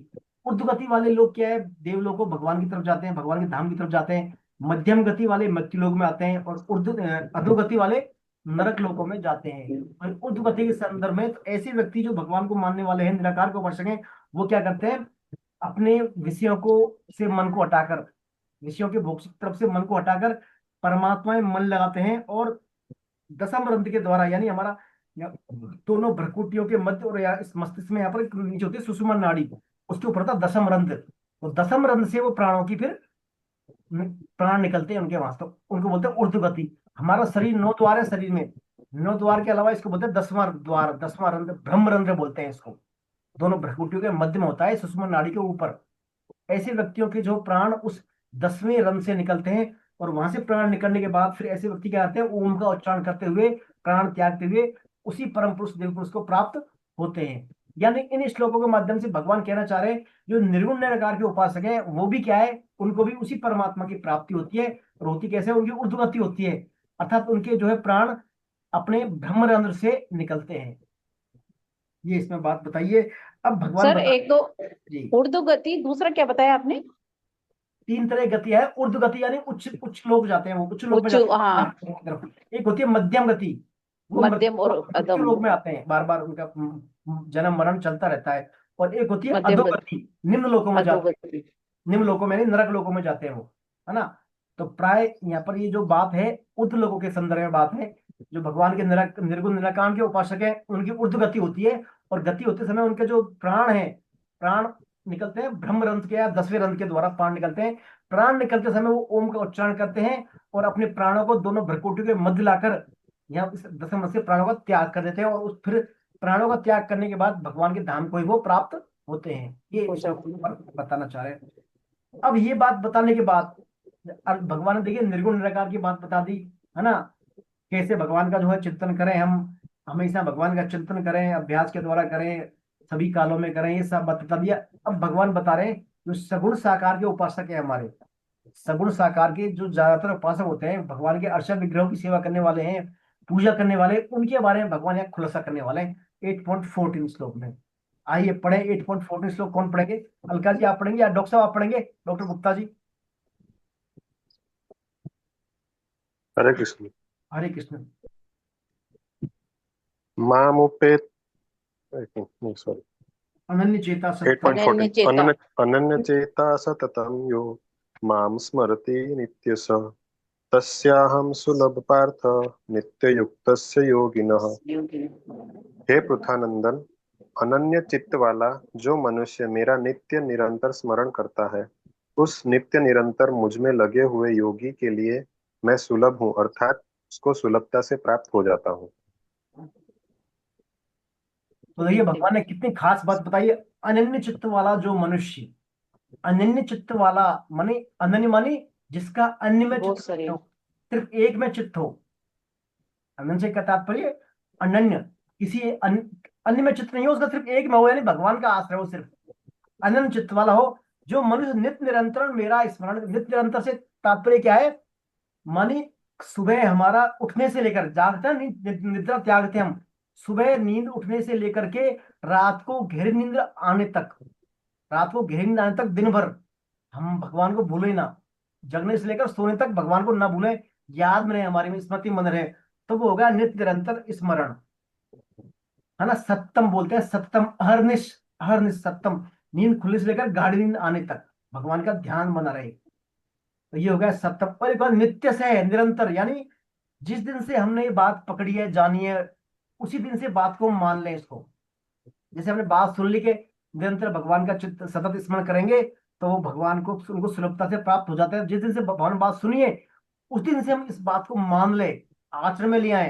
है ना, वो हो गया नित्य से। तो भगवान कहना है यहाँ पर जब से हमारी नींद खुले तब से लेकर नींद आने तक भगवान का स्मरण होता रहे, और जिस दिन से हमने इस बात को सुना है तब से मृत्यु पर्यंत तक इस बात को स्मरण कर लें। तो फिर क्या है, ऐसे वक्तों के लिए भगवान कह रहे हैं मैं सुलभ हूं, ऐसे योगियों के लिए मैं सुलभ हूं, अर्थात उनको सुलभता से प्राप्त हो जाता हूँ। देखिए कितना सिंपल तरीके बता रहे हैं भगवान। जो एक तो आश्रय मेरा हो, सिर्फ मेरे आश्रय हो, मेरा ही जो है सब कुछ मेरे पर निर्भर हो, वो आश्रित मतलब मेरे शरण हो वो, और नित्य निरंतर, यानी सुबह उठने से लेकर दिन भर मैं इसकी स्मृति में बना रहूं, और जिस दिन से ये बात पकड़ी है तब से उस बात को मान ले वो। ऐसे व्यक्तियों के लिए मैं सुलभ हूं, यानी आसानी से प्राप्त। देखिए एक तो कहां पर भगवान कह रहे हैं निर्गुण निराकार के जो उपासक हैं उनको अपना जो ध्यान के द्वारा पहले विषयों से मन को हटाना होगा, विषयों में मन को हटाकर मन को एकाग्र अपने नियंत्रण में करना होगा। फिर जो है मेडिटेशन के द्वारा प्राणों को भ्रकुटी में मत लाना है, दसम व्रत में का बहुत टेढ़ा मामला है, आसान नहीं है। लेकिन यहाँ भगवान आसान तरीके बता रहे हैं, नित्य अंतर भगवान में लगना ही तो है बस। हम काम तो सभी करते हैं, उन काम को भगवान का मान लेंगे तो भगवान स्वतः ही याद रहेंगे। फिर आपको जोर लगाने वाली बात कहाँ है भाई, जो भी हम काम करते हैं उसको भगवान का मान लेंगे हम तो स्वतः ही भगवान याद रहेंगे, भगवान ये काम कर रहे हैं फिर हम, तो भगवान याद तो रह जाएंगे। और फिर अनन्यता मानी अनन्यता स्वतः ही उनका ही आश्रय रखे, एक आश्रय भगवान का ही, और किसी का आश्रय नहीं रहेगा। तो उनके लिए भगवान क्या कह रहे हैं, सुलभ है, यानी सहज सुलभ है उनके आसान लिए। है। हाँ आसान, ये बड़ा महत्वपूर्ण श्लोक है 8.14 और 8.7 जो तस्मात् सर्वेषु वाले दो श्लोक बड़े महत्वपूर्ण से अध्याय के। इनको यदि दो को हमने यदि उतार लिया तो बात पूरी बन जाती है फिर, और भले गीता की बातें हमारे समझ में आए या ना आए, और ये दो श्लोक फिट बैठ गए हमारे 8 ये तस्मात् सर्वेषु कालेषु वाला और ये वाला, तो भी क्या बात बन जाती है, फिर भगवान के हम सम्मुख हो जाते हैं फिर। आइए श्लोक नंबर 15 और 16 पढ़े, श्लोक नंबर 15 और 16 कौन पढ़ेंगे? अलका जी आप पढ़ दें 15 और 16 श्लोक। हरे कृष्ण प्रभु जी। मामुपेत पुनर्जन्म दुःखालयमशाश्वतम् नाप्नुवन्ति महात्मान संसिद्धिं परमागतः अब्रहभुवाना लोका पुनरावर्तिनो अर्जुन मामुपेत तु कौन्तेय पुनर्जन्म न विद्यते। महात्मा लोग मुझे प्राप्त करके दुखालय अर्थात दुखों के घर और आश्रित्व अर्थात निरंतर बदलने वाले पुनर्जन्म को प्राप्त नहीं होते, क्योंकि वे परम सिद्धि को प्राप्त हो गए हैं, अर्थात उनको परम प्रेम की प्राप्ति हो गई है। हे अर्जुन, ब्रह्मलोक तक सभी लोग पुनरावर्ती वाले हैं, अर्थात वहां जाने पर पुनः लौटकर संसार में आना पड़ता है, परंतु हे कौन्तेय, मुझे प्राप्त होने पर पुनर्जन्म नहीं होता। हरे कृष्ण प्रभु जी। हरे कृष्ण। तो देखिए यहाँ पर भगवान ने बताया तरीका, बड़ा ये भी खास श्लोक है। दुखालय में शाश्वतम, यानी जो संसार क्या है, दुखालय है। संसार दुखालय है, जैसे अपन जाते हैं ना औषधालय, औषधालय में अपनी औषधि लेने जाते हैं अस्वस्थ होने पर, चिकित्सालय चिकित्सा करवाने जाते हैं, हॉस्पिटल बोलते हैं उनको, है ना, औषधालय। तो ये दुखालय है। हमारे यहाँ पर जो है भोग करने का जो आदत लग जाती है ना भगवान के वहां धाम में, अपने को मालिक मानने की, संसार के सुख लेने की, संसार के भोग लेने की, तो उस भोगों को लेने के लिए क्या है, दुखालय है संसार। दुखालय अशाश्वतम, यानी अशाश्वत यानी ये निरंतर परिवर्तनशील है, निरंतर बदलने वाला है। जैसा अभी है अगले क्षण वैसा नहीं रहेगा, और दुखों का घर है ये संसार। तो भगवान कहते हैं माऊ प्रत्यय पुनर्जन्म दुखालय शाश्वतम, यानी मुझे प्राप्त जो हो जाते हैं, जो मेरे धाम को आ जाते हैं एक बार, वो फिर बार बार इस अशाश्वत दुखालय में नहीं आते, यानी उनका संसार में बार बार पुनर्जन्म नहीं होता, नहीं होता। बार बार मुझे प्राप्त हो जाएंगे वो। और जो मेरे को प्राप्त नहीं होते, जो भोगों के चक्कर में इधर उधर भटकते रहते हैं, वो बार बार उनका संसार में आवागमन बना रहता है, बार बार उनका संसार में आवागमन बना रहता है। तो देखिए यहाँ पर भगवान ने बताया, सीक्वेंस बताया, जो इसमें एक तो ये है, आइए पुस्तक से लेते हैं पहले अपन, थोड़ा इसको बाद में लेंगे। जो शरीर संसार के साथ संबंध मानते हैं, जो हमारे अपने आप को शरीर मानते हैं, या संसार का अपना मानते हैं, तो ऐसे व्यक्ति क्या करते हैं, जो भी कर्म करते हैं, जो भी कर्म करते हैं उन कर्मों के फलों के भागी बन जाते हैं वो। भाई खुद का मैं मेरापन करते हैं कर्मों, तो कर्ता बन जाते हैं, और कर्ता बनने के पश्चात कर्मों का फल भी उनको भोगना पड़ता है, और कर्मों को फल के भोगने के लिए बार बार उनको संसार में उनका आवागमन बना रहता है, बार बार, यानी पुनर्जन्म को प्राप्त होते रहते हैं वो। तो यहाँ भगवान कहते हैं, यदि मेरा जो धाम है, जैसे अपन यहाँ पे मनुष्य लोक में रहते हैं, यहाँ पर मनुष्य लोक के ऊपर है देवलोक। मनुष्य लोक के ऊपर क्या है, देवलोक। तो मनुष्य लोक से उस देवलोक में 100 गुना ज्यादा सुख है, और उस देवलोक से ऊपर है अजान देवताओं का लोक, उसमें उससे भी 100 गुना ज्यादा सुख है। और उनके ऊपर फिर है स्वर्ग लोक, और भी लोग हैं, चंद्रलोक, सूर्यलोक है, फिर टॉप में आता है स्वर्ग लोक, और स्वर्ग लोक से ऊपर भी आता है फिर ब्रह्मलोक। तो जितने ब्रह्मलोक हाईएस्ट हाईएस्ट, जैसे मृत्यु लोक की तुलना में कई हजार गुना सुख है ब्रह्मलोक में। वहां की कैलकुलेशन टाइमिंग सब अलग है वहां की ब्रह्मलोक की। तो भगवान कहना चाह रहे हैं यहाँ पर कि यदि आप हाईएस्ट ब्रह्मलोक तक पहुंच जाओगे, ब्रह्मलोक तक के लोग भी क्या पुनरावर्ती हैं, यानी वहां से भी आपको नीचे आना पड़ेगा, फिर ब्रह्मलोक से भी आप देवलोक पहुंच जाएं ऊपर, और अजान देवताओं के लोग वहां पहुंच जाए, और चंद्रलोक सूर्यलोक पहुंच जाएं, यानी और ब्रह्मलोक स्वर्गलोक पहुंच जाए, स्वर्गलोक से ऊपर ब्रह्मलोक भी तक भी पहुंच जाएंगे, तो वहां से भी आपको नीचे आना पड़ेगा, क्योंकि वो सब लोग क्या है, पुनरावर्ती हैं, यानी बार बार पुनरपि जननम पुनरपि मरणम वाले हैं वो सब लोग। जब तक आपके अंदर सकामता कामना रहेगी, तो हाईएस्ट, जैसे आप हाईएस्ट से हाईएस्ट भी ब्रह्मलोक तक पहुंचेंगे हम, तो ब्रह्मलोक से भी क्या वापस आना पड़ेगा। लेकिन भगवान कह रहे हैं मेरे धाम को एक बार जो आ गया, यानी मेरे यहाँ पर आ गया, तो उसको फिर क्या है, दोबारा आना नहीं पड़ता बार बार दुखालय में, या शाश्वत जो है दुखालय, इसमें आना संसार में नहीं पड़ता। तो भगवान ने यहाँ पर खुद के धाम के बारे में बताया है, जो उनका एक बार भगवान का प्रेम प्राप्त हो जाएगा, भगवान के धाम चले जाएंगे, तो बार बार हमें संसार में लौट के नहीं आना पड़ेगा। इसमें देखिए शंकराचार्य जी का दिया है, जो भगवान शंकराचार्य जो है, उन्होंने बार बार जो जन्म मरण का ये रास्ता है, संसार का आवागमन, इनसे महान रूपी दुख से निकलने का रास्ता बताते हैं वो प्रार्थना करते हैं भगवान से। शंकराचार्य क्या करते हैं, पुनरपि जननम पुनरपि मरणम पुनरपि जननी जठरे शयनम, ये संसारे बहुदुस्तारे कृपया पारे पाहि मुरारे। हे मुरारी, मुरारी मानी भगवान कृष्ण, भगवान इनसे मेरे बार बार जन्म मरण से बार बार मेरे को मुक्ति दिलाइए आप इस संसार से, क्योंकि मैंने बहुत दुख पा चुका हूँ। दूसरा तरीका इसमें यह भी है, भगवत गीता किंचित दीता, गंगा जल लव कणिका पीता, शुक्रतपि येन मुरारी समर्चा, क्रियते तस्य यमेन चर्चा। यानी जिसने भी थोड़ा सा जो है भगवत गीता का श्रवण कर लिया, भगवत गीता का पठन पाठ कर लिया, और गंगा जल पी लिया, नियमित रूप से गंगा जल का सेवन कर लिया, तो ऐसी व्यक्ति का यहाँ पर जो है यमराज के यहाँ खाता ही उठ जाता है उसका, वहां से वहां खाता ही बंद हो जाता है फिर। मतलब बार बार जन्म मरण का जो कर्म फल का चक्र है ना, खत्म हो जाता है उसका। किसने, जिसने भगवत गीता को प्रतिदिन पढ़ लिया और नियमित रूप से गंगा जल का सेवन कर लिया, उनके यहाँ भी बार बार, यानी उसका आना जाना संसार में मिट जाता है। तो देखिए कितनी हम जो है भाग्यशाली है, हमारे भगवत गीता हम डेली पढ़ ही रहे हैं, हमारे सम्मुख है भगवत गीता के। और गंगा जल का तो आप सेवन करते होंगे, यदि भगवत गीता भगवान कृष्ण के उपासक हैं। तो गीता, गंगा और गौ, तीन तो वह है सनातन धर्म में अपने, गीता, गंगा और गौ माता। गौ माता की हम सेवा करते हैं, गंगा जल का सेवन करते ही हैं, और गीता के सम्मुख हैं ही हम। तो ऐसे व्यक्तियों के बारे में भगवान कह रहे हैं, ऐसे व्यक्तियों का भी क्या है, यमराज के वहां से खाता ही हट जाता है, उठ जाता है खाता, उनका हिसाब किताब बंद इनका, ये सीधी एंट्री वहां होगी वो भगवान के वहां। तो ये देखिए बड़ी खास बात है। तो भगवान यही कहना चाह रहे हैं, आप यदि आपके अंदर सकामता रहेगी, तो सकामता के कारण ज्यादा से ज्यादा आप ब्रह्मलोक तक जाएंगे, हाईएस्ट तक, बहुत रेयर।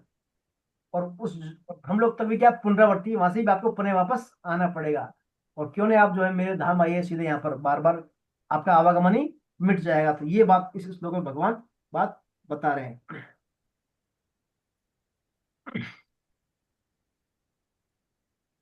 देखिए ब्रह्मलोक तक के सभी, हम पढ़ लेते हैं इसको, ब्रह्मलोक तक के सभी लोग पुनरावर्तन कहे गए हैं, अर्थात वहां जाने पर पुनः लौट के संसार में आना ही पड़ता है। पृथ्वी लोक सहित सभी लोग कर्मफल ही हैं, अर्थात सुख दुख भोगने के लिए भोग भूमियां हैं, ये सभी भोग भूमियां हैं। लेकिन पृथ्वी लोक भोग भूमि होने के साथ साथ कर्म भूमि भी है। अब शंका में दिया है, शंका ब्रह्मलोक तक सभी भगवान के स्वरूप है, तो फिर लौटना क्यों पड़ता है। स्वामी जी कहते हैं कि जब हम सत्संग में जाएं, तो वहां पर कोई वस्तु भूल से रह जाए, तो फिर वहां लौट के जाना पड़ेगा। ऐसे ही संसार को भोगने की इच्छा यदि बाकी है तो पुनर्जन्म होगा ही। लेकिन भगवान को प्राप्त होने के बाद जीव का पुनर्जन्म नहीं होता, क्योंकि जीव साक्षात भगवान कृष्ण का अंश है और अतः उसकी अंतिम गति भगवत धाम ही है। तो ये यहाँ पर भगवत धाम के बारे में बताया गया है। अब देखिए ब्रह्मलोक के बारे में कुछ और अब दिलचस्प बातें आने वाली हैं। वहाँ की टाइमिंग के बारे में, कैसा वहाँ कैलकुलेशन है, कैसा वहाँ का जो है समय है, अपने यहाँ का समय और वहाँ के समय में क्या क्या अंतर है, ये सब बात अभी अपन और इसमें पढ़ते हैं। आइए श्लोक नंबर 19, 18, 17 कौन पढ़ेंगे? श्लोक नंबर 18, 17, 18, 19 ऋतु जी आप पढ़ेंगी? ऋतु जी। हरे कृष्णा गुरु जी। जी। सहसर युग परयानता महार्यद्रोहोण विदुः रात्रियुग सहस्रानातं तेहो रात्रिविदो जनः अव्यक्तादात व्यक्युक्तायः शरीरः परभवत्याः हरागमे रात्र्यागामे परलीयन्ते त्रेवाव्यक्तय संज्ञके भूते ग्रामः सेव्यायामो भूत्वा भूत्वा परलीयते रात्र्यागामे रात्रयागमे अवंसः पार्थ परभवत्यहरागमे। जो मनुष्य ब्रह्मा के 1000 चतुर्युगी वाले एक दिन को और 1000 चतुर्युगी वाली एक रात्रि को जानते हैं, वे मनुष्य ब्रह्म के दिन और रात को जानने वाले हैं। ब्रह्म के दिन के आरंभ काल में अव्यक्त ब्रह्मा के सूक्ष्म शरीर से संपूर्ण शरीर पैदा होते हैं और ब्रह्मा की रात के आरंभ काल में उस अव्यक्त नाम वाले ब्रह्म के सूक्ष्म शरीर में ही संपूर्ण शरीर लीन हो जाते हैं। हे पार्थ, वही प्राणी समुदाय उत्पन्न होकर प्रकृति के परवश हुआ ब्रह्म के दिन के समय उत्पन्न होता है और ब्रह्म की रात्रि के समय ही लीन होता है। हरे कृष्णा प्रभु जी। हरे कृष्ण। तो देखिए यहाँ पर देवताओं के लेख जो ब्रह्मलोक और लोकों के बारे में, कैलकुलेशन के बारे में बताया गया इस श्लोक में। तो ब्रह्मा जी का दिन और रात को लेकर क्या होता है? सर्ग और प्रलय। यानी जब ब्रह्मा जी का दिन होता है ना तो क्या होता है? सर्ग होता है। और जब ब्रह्मा जी की रात्रि होती है तो उसको बोलते हैं प्रलय बोलते हैं, है ना। जब ब्रह्मा जी के 100 वर्ष पूरे हो जाते हैं तो होता है महाप्रलय। और जब ब्रह्मा जी जन्म लेते हैं, नए ब्रह्मा जी आते हैं, तो होता है महासर्ग। तो देखिए महासर्ग और सर्ग और महाप्रलय, प्रलय में अंतर क्या है? ब्रह्मा जी का दिन होता है तो उसको बोलते हैं सर्ग, और ब्रह्मा जी का जन्म होता है तो उसको बोलते हैं महासर्ग।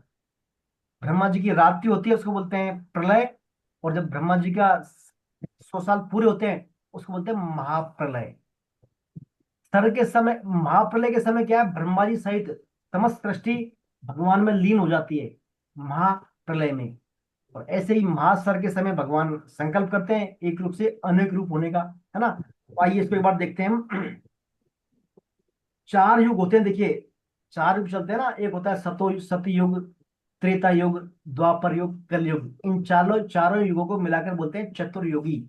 एक चतुर्युगी या एक महायुग कहते हैं, कह सकते हैं एक महायुग, 4 युग को मिला के। तो ये चारों युग क्या है? क्रम से 4.32 लाख वर्ष का होता है सतयुग।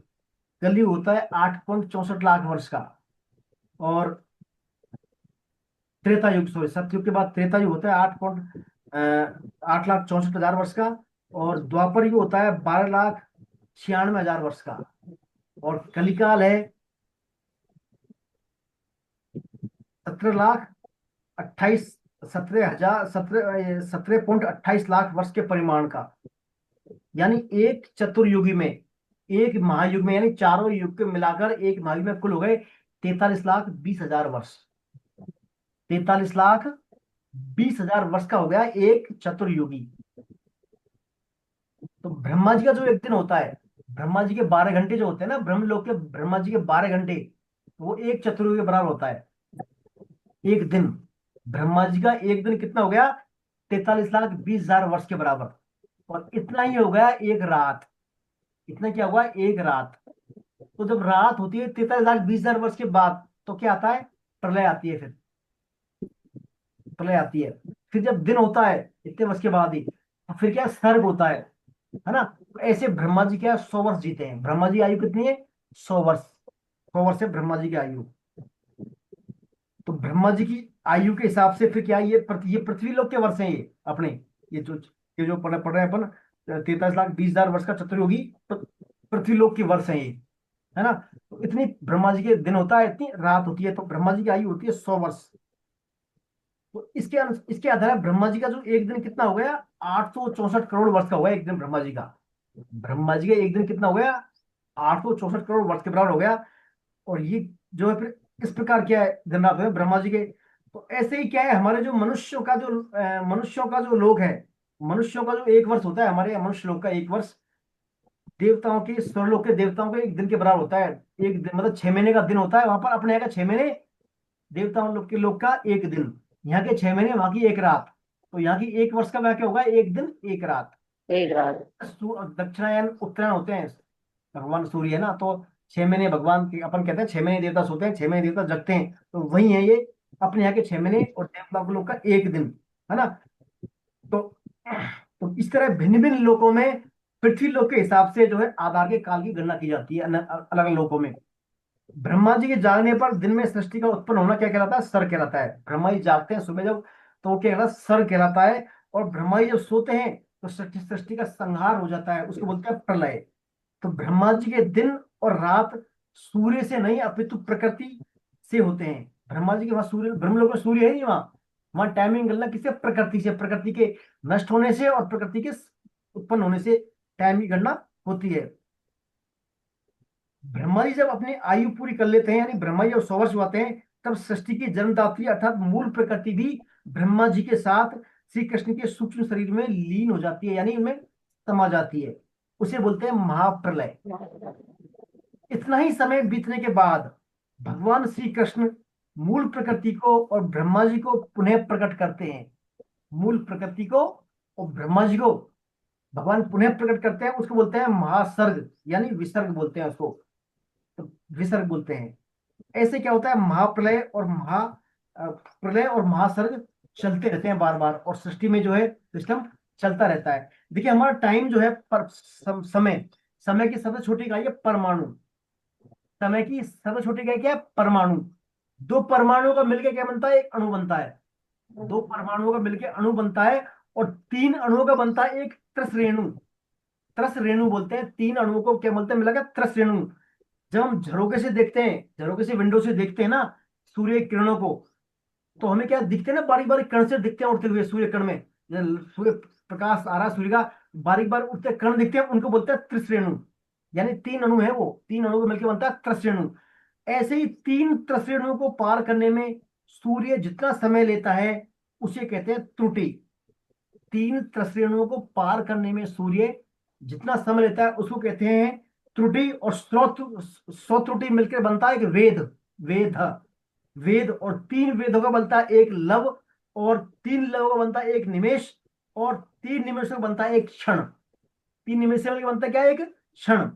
और 5 क्षणों की होती है एक काष्ठा। कैलकुलेशन ब्रह्मलोक की 5 क्षणों की मिलकर बनती है काष्ठा, और 15 काष्ठों का बनता है एक लघु, और 15 लघुओं की एक नाड़िका, और 6 नाड़िका वो एक प्रहर, और एक प्रहर बनता है, और 8 प्रहरों का बनता है एक दिन रात, और 15 दिन रातों का बनता है एक पक्ष, और 2 पक्षों का एक मास, और 6 मासों का एक अयन, और 2 अयनों का एक वर्ष, है ना? उत्तरायण दक्षिण होता है, उनका एक वर्ष बनता है। तो ये सूर्य की जो है टाइमिंग की सबसे परमाणु से लेकर के और अयन तक की आपको गणना मैंने अभी जिक्र किया है इसका, है ना? तो ये बहुत सूक्ष्म से सूक्ष्म लेवल है।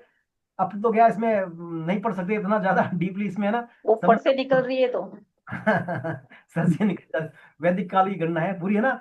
तो देखिए अब ऐसे क्या होता है, ऐसे ही देवलोक में होता है, आपने पढ़ा था मनुष्यों के एक वर्ष के समान देवताओं की एक दिन रात है। फिर से पढ़ लेते हैं। अर्थात मनुष्यों का 6 महीनों का उत्तरायण देवताओं का दिन है। जब सूर्य उत्तरायण होता है देवताओं का दिन होता है, और 6 महीनों का दक्षिणायन होता है तो वो देवताओं की रात होती है। इस तरह देवताओं का समय का परिमाण मनुष्यों के समय के परिमाण से 360 गुना अधिक माना जाता है।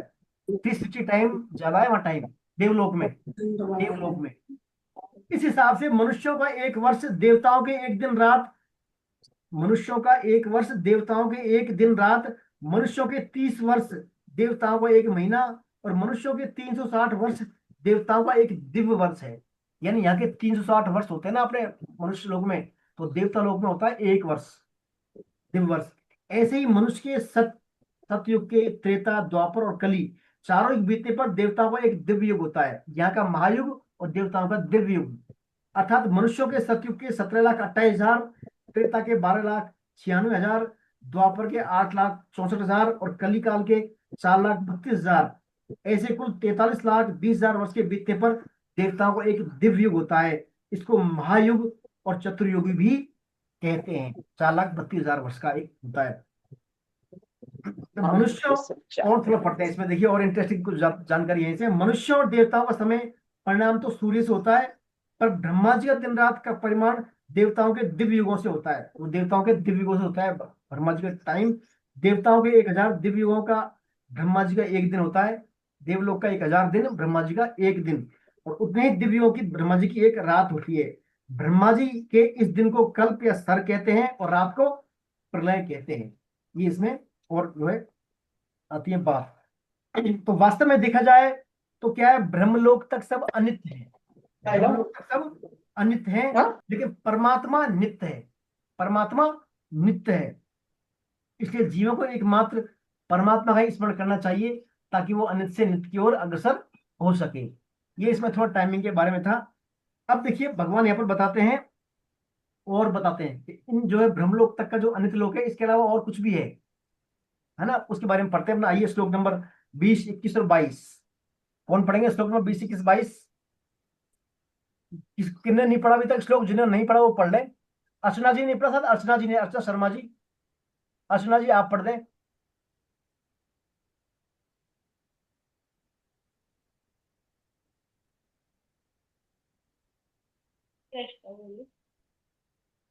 परस्त परमास्तु भावो योक्तव्य का स्थानतः या सा सर्वेषु भूतेषु नश्यतु न विनश्यति अव्ययोक्तक्षर हस्तुक्तामाहु परमां गति यं प्राप्त न निर्वर्तन्ते तद्धाम परम मम पुरुषः स पर पार्थ भक्तया लभ्यस्तत्वन्या यशस्तान्त्यानि भूतानि येन सर्वमिदं ततः।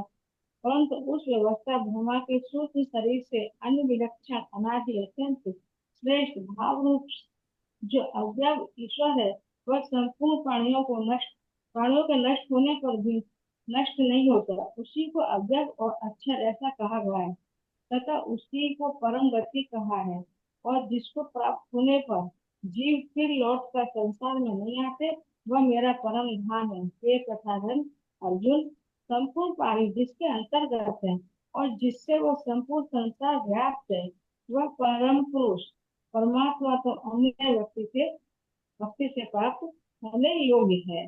हरे कृष्ण।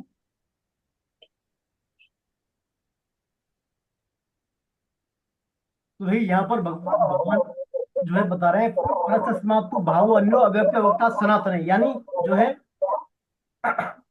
उस अव्यक्त ब्रह्मा के सूक्ष्म शरीर से भी अन्य विलक्षण परमात्मा जो है वो भी अत्यंत श्रेष्ठ है। और भाव रूप से जो अव्यक्त है, देखिए इसको ऐसे समझिए आप, जैसे ब्रह्मा जी के सूक्ष्म शरीर से भी परे दो तत्व हैं।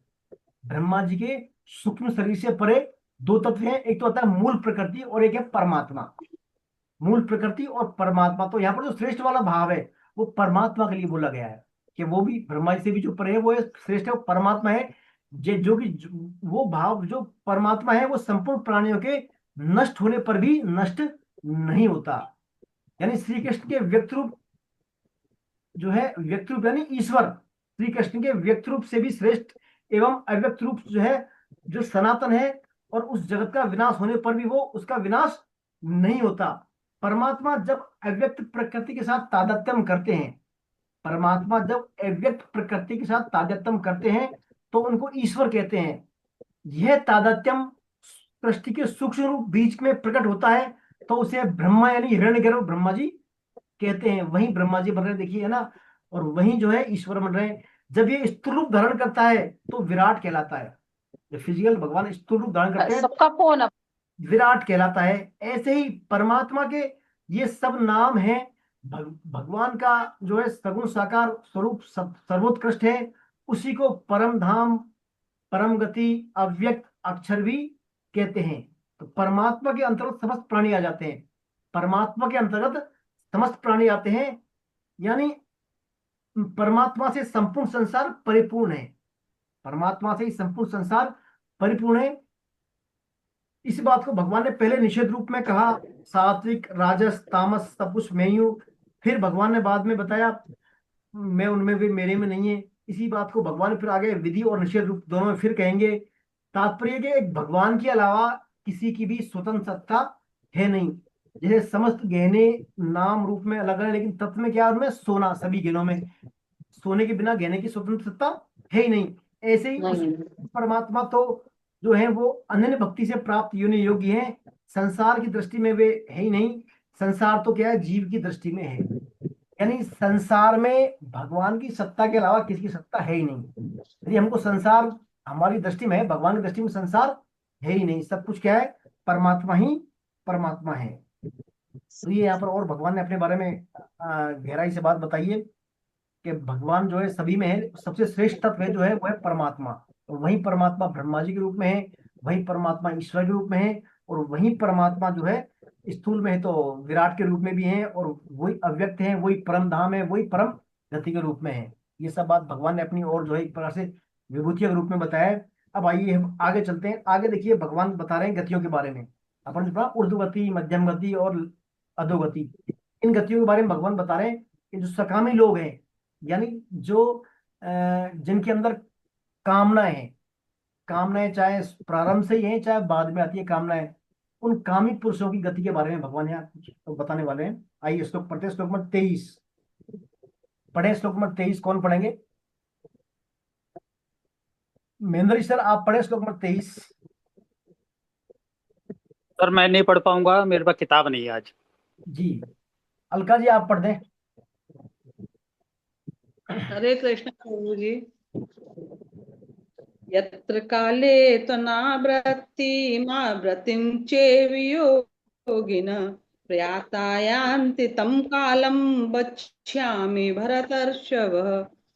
परंतु हे भरतवंशियों में श्रेष्ठ अर्जुन, जिस काल अर्थात मार्ग में शरीर छोड़कर गए हुए योगी अनावृत्ति को प्राप्त होते हैं, अर्थात पीछे लौटकर नहीं आते, और जिस मार्ग में गए हुए आवृत्ति को प्राप्त होते हैं अर्थात पीछे लौटकर आते हैं, उस काल को अर्थात दोनों मार्गों को मैं कहूंगा। हरे कृष्ण। तो देखिए यहाँ पर दो मार्ग बताएं, एक तो शुक्ल पक्ष का मार्ग, एक कृष्ण पक्ष का मार्ग। शुक्ल पक्ष में चंद्रमाई कलाएं बढ़ती हैं, चांदनी रात प्रकाश रहता है उसमें, और कृष्ण पक्ष में चंद्रमाई कलाएं घटती यानी अंधकार का ज्यादा बढ़ता रहता है उसमें। तो यह बताया एक तो है आवृत्ति मार्ग, एक अनावृत्ति मार्ग। यानी जो शुक्ल पक्ष में जाएगा, शुक्ल पक्ष वाला क्या, अनावृत्ति मार्ग, यानी उनको वापस नहीं आना पड़ता। और एक होता है आवृत्ति मार्ग, कृष्ण पक्ष वाला, वो आवृत्ति उसकी आना जाना बना रहेगा, है ना। तो सामान्य व्यक्तियों की यहाँ गति का वर्णन नहीं किया गया है, नहीं भगवत भक्तों की गति का वर्णन नहीं है। तो भक्तों को देखिए, भक्तों के बारे में तो ऐसा है, भगवान जो है खुद आते हैं भक्तों को लेने के लिए, तो है ना। भगवान जो भक्तों को लेने खुद अपने पार्षदों के साथ आते हैं और वो सीधे भगवत धाम पहुंचते हैं। योगियों के लिए वर्णित इन दोनों मार्गों में जाने वाले दोनों ही योगी हैं। उनमें श्रेष्ठ और कनिष्ठ का भेद है, लेकिन है दोनों योगी। एक तो योग में परिपूर्ण है, वो तो क्या वापस नहीं आएगा। और दूसरा जो किसी कामना कारण विचलित हो गया, यानी योग भ्रष्ट, अपन योग भ्रष्ट भी जाए थे, यानी वो योग भ्रष्ट हो गया है, विचलित हो गया है, उनके लिए यहाँ पर बताया गया अनावृत, यानी वो बार बार जो है उनकी आते रहते हैं। तो मनुष्यों की सामान्य धारणा यह है कि जो दिन या शुक्ल पक्ष में या सूर्य के उत्तरायण में जो मरते हैं वो मुक्त हो जाते हैं, पर जो रात में मरते हैं या कृष्ण पक्ष में जाते हैं या जो दक्षिणा में मरते हैं उनको मुक्ति नहीं होती। लेकिन ये धारणा ठीक नहीं है। मुक्ति या गति तो अंतिम चिंतन या भाव के अनुसार होगी, जैसा भगवान ने कहा था 8.5 में ना, अंतकाले च माविम ईश्वर मुक्त कलिवरम, या जो यम यमापि भावम जैसा भाव रहेगा उसके अनुसार होगी। तो उसका मरने से कि समय से या जगह से कोई लेना देना होता नहीं। इस धारणा को तोड़ने के लिए कबीर जी ने क्या किया, कहते हैं काशी में जो है, कबीर जी मृत्यु के समय काशी छोड़कर मगहर चले गए थे, क्योंकि धारणा थी कि काशी में मरने वालों को तो मोक्ष प्राप्त होता है और मगहर में मरने वालों को नरक। तो कबीर जी ने लोगों को यही मिलता संदेश है, दिया कि राम नाम का जो तारक मंत्र है, ये मगहर में भी मेरा कल्याण करेगा। कर्म करेगा। कल्याण की शक्ति क्या है, भगवान नाम में है, नहीं किसी जगह विशेष में। तो गुणों के आधार पर यहाँ 3 गतियों को वर्णन आता है भगवान के, इसमें भगवान के अनुसार। एक तो उर्दू गति, उर्दू गति में 2 तरह की जो है जीव यात्रा करते हैं, एक तो लौटकर आने वाले और एक लौटकर नहीं आने वाले। एक होती है अधोगति, आसुरी वृत्ति वाले, इसमें राक्षस लोग जाते हैं अधोगति में, और एक आती है मध्यम गति यानी पृथ्वी में मनुष्य जन्म। मध्य गति यानी मनुष्य जन्म में व्यक्ति चाहे तो उर्धगति कर सकता है अथवा अधोगति। मनुष्य लोग है ना, ये मृत्यु लोग मध्यम गति वाला, ये जंक्शन है। इस जंक्शन में 2 रास्ते जाते हैं, एक तो ऊपर भी जा रहा है, नीचे भी जा रहा है। अब मनुष्य चाहे तो उसको जंक्शन से ऊपर भी जा सकता है, यानी ऊर्ध्वलोक में जा सकता है, और या निम्नलोक में जा सकता है। तो ये क्या है, छूट है यहाँ पर, उसको स्वतंत्रता दी है भगवान ने मनुष्य लोक में। आप अच्छे कर्म करके उर्ध्वगति में जा सकते हो, तो नहीं तो फिर क्या है, आप निम्नलोक में भी आ सकते हैं। वस्तुतः मनुष्य योनि ही कर्म योनि है, बाकी सब योनियां भोग योनियां हैं। अतः समस्त गतियां पृथ्वी लोक से या मनुष्य योनि से ही होती हैं। मनुष्य जन्म दुर्लभ है, क्योंकि सिर्फ इसी योनि में जीव जन्म मरण के चक्र से हमेशा के लिए मुक्त होकर भगवत धाम जा सकता है ना। अब देखिए भगवान बता रहे हैं, फिर आइए श्लोक नंबर पढ़ते हैं 24, 25, 26। सुनीता जी आपने पढ़ लिया क्या श्लोक? सुनीता जी, मैं पढ़ लिया पढ़ूंगी। सर, सुनीता जी पढ़ लिया क्या? सुनीता नामा जी पढ़ लिया सर, पढ़ लिया पढ़ सर। लिया आपने? मैं अच्छा, पढ़ती हूँ। हाँ मैं आप पढ़ रहे हैं, आप पढ़ रहे हैं।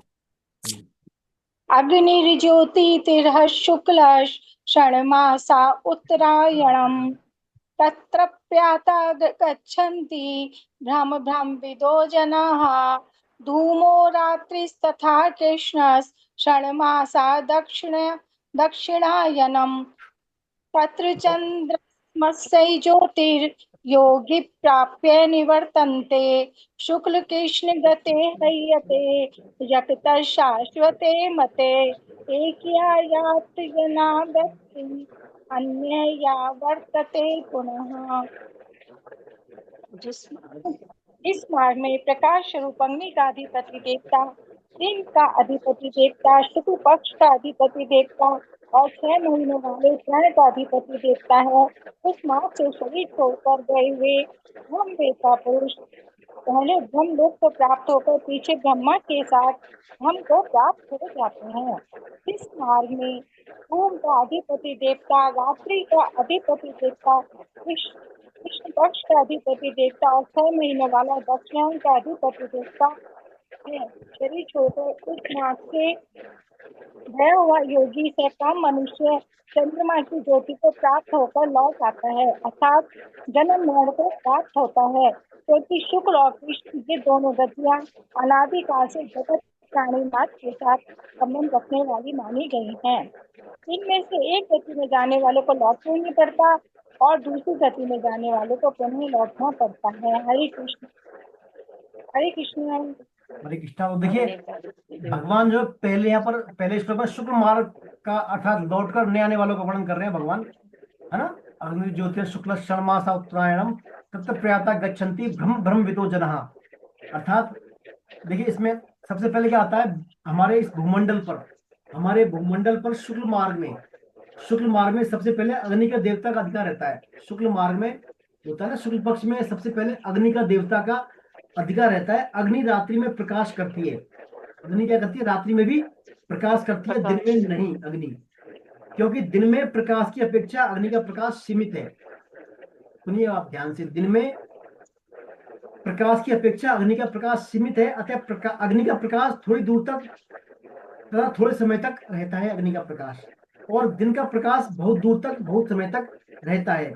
शुक्ल पक्ष 15 दिनों का होता है हमारा शुक्ल पक्ष, जो पितरों की एक रात है। शुक्ल पक्ष पितरों की एक रात है, और इस शुक्ल पक्ष का प्रकाश आकाश में बहुत दूर तक और बहुत दिनों तक रहता है शुक्ल पक्ष का प्रकाश।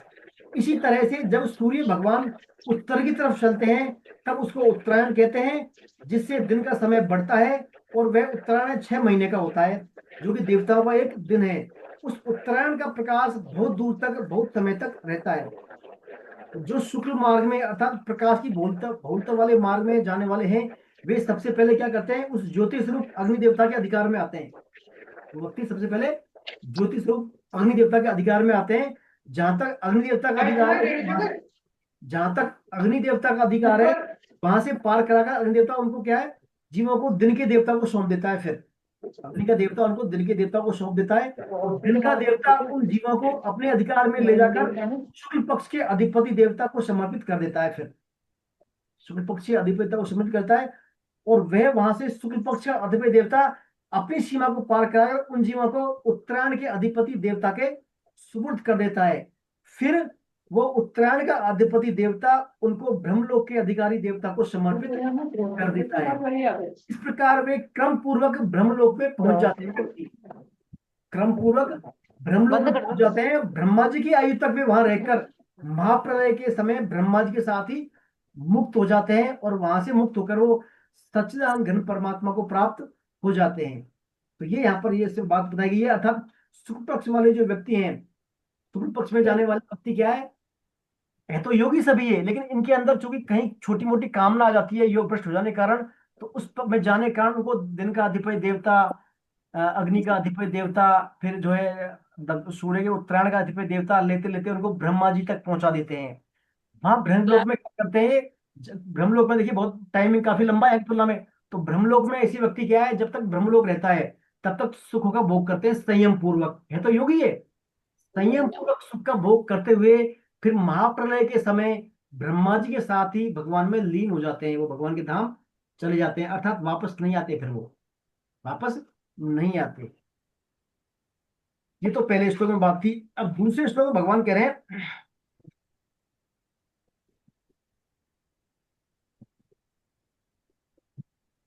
धूम और आपके जो श्लोक है दूसरा वाला, इसमें भगवान बता रहे हैं धूम का अधिपति देवता यानी रात्रि का अधिपति देवता, कृष्ण पक्ष का अधिपति देवता, और 6 महीने वाले दक्षिण का अधिपति देवता, उस मार्ग से गया हुआ योगी सकाम मनुष्य चंद्रमा की ज्योति को प्राप्त होकर पुनः लौट आता है, अर्थात जन्म मरण को प्राप्त होता है।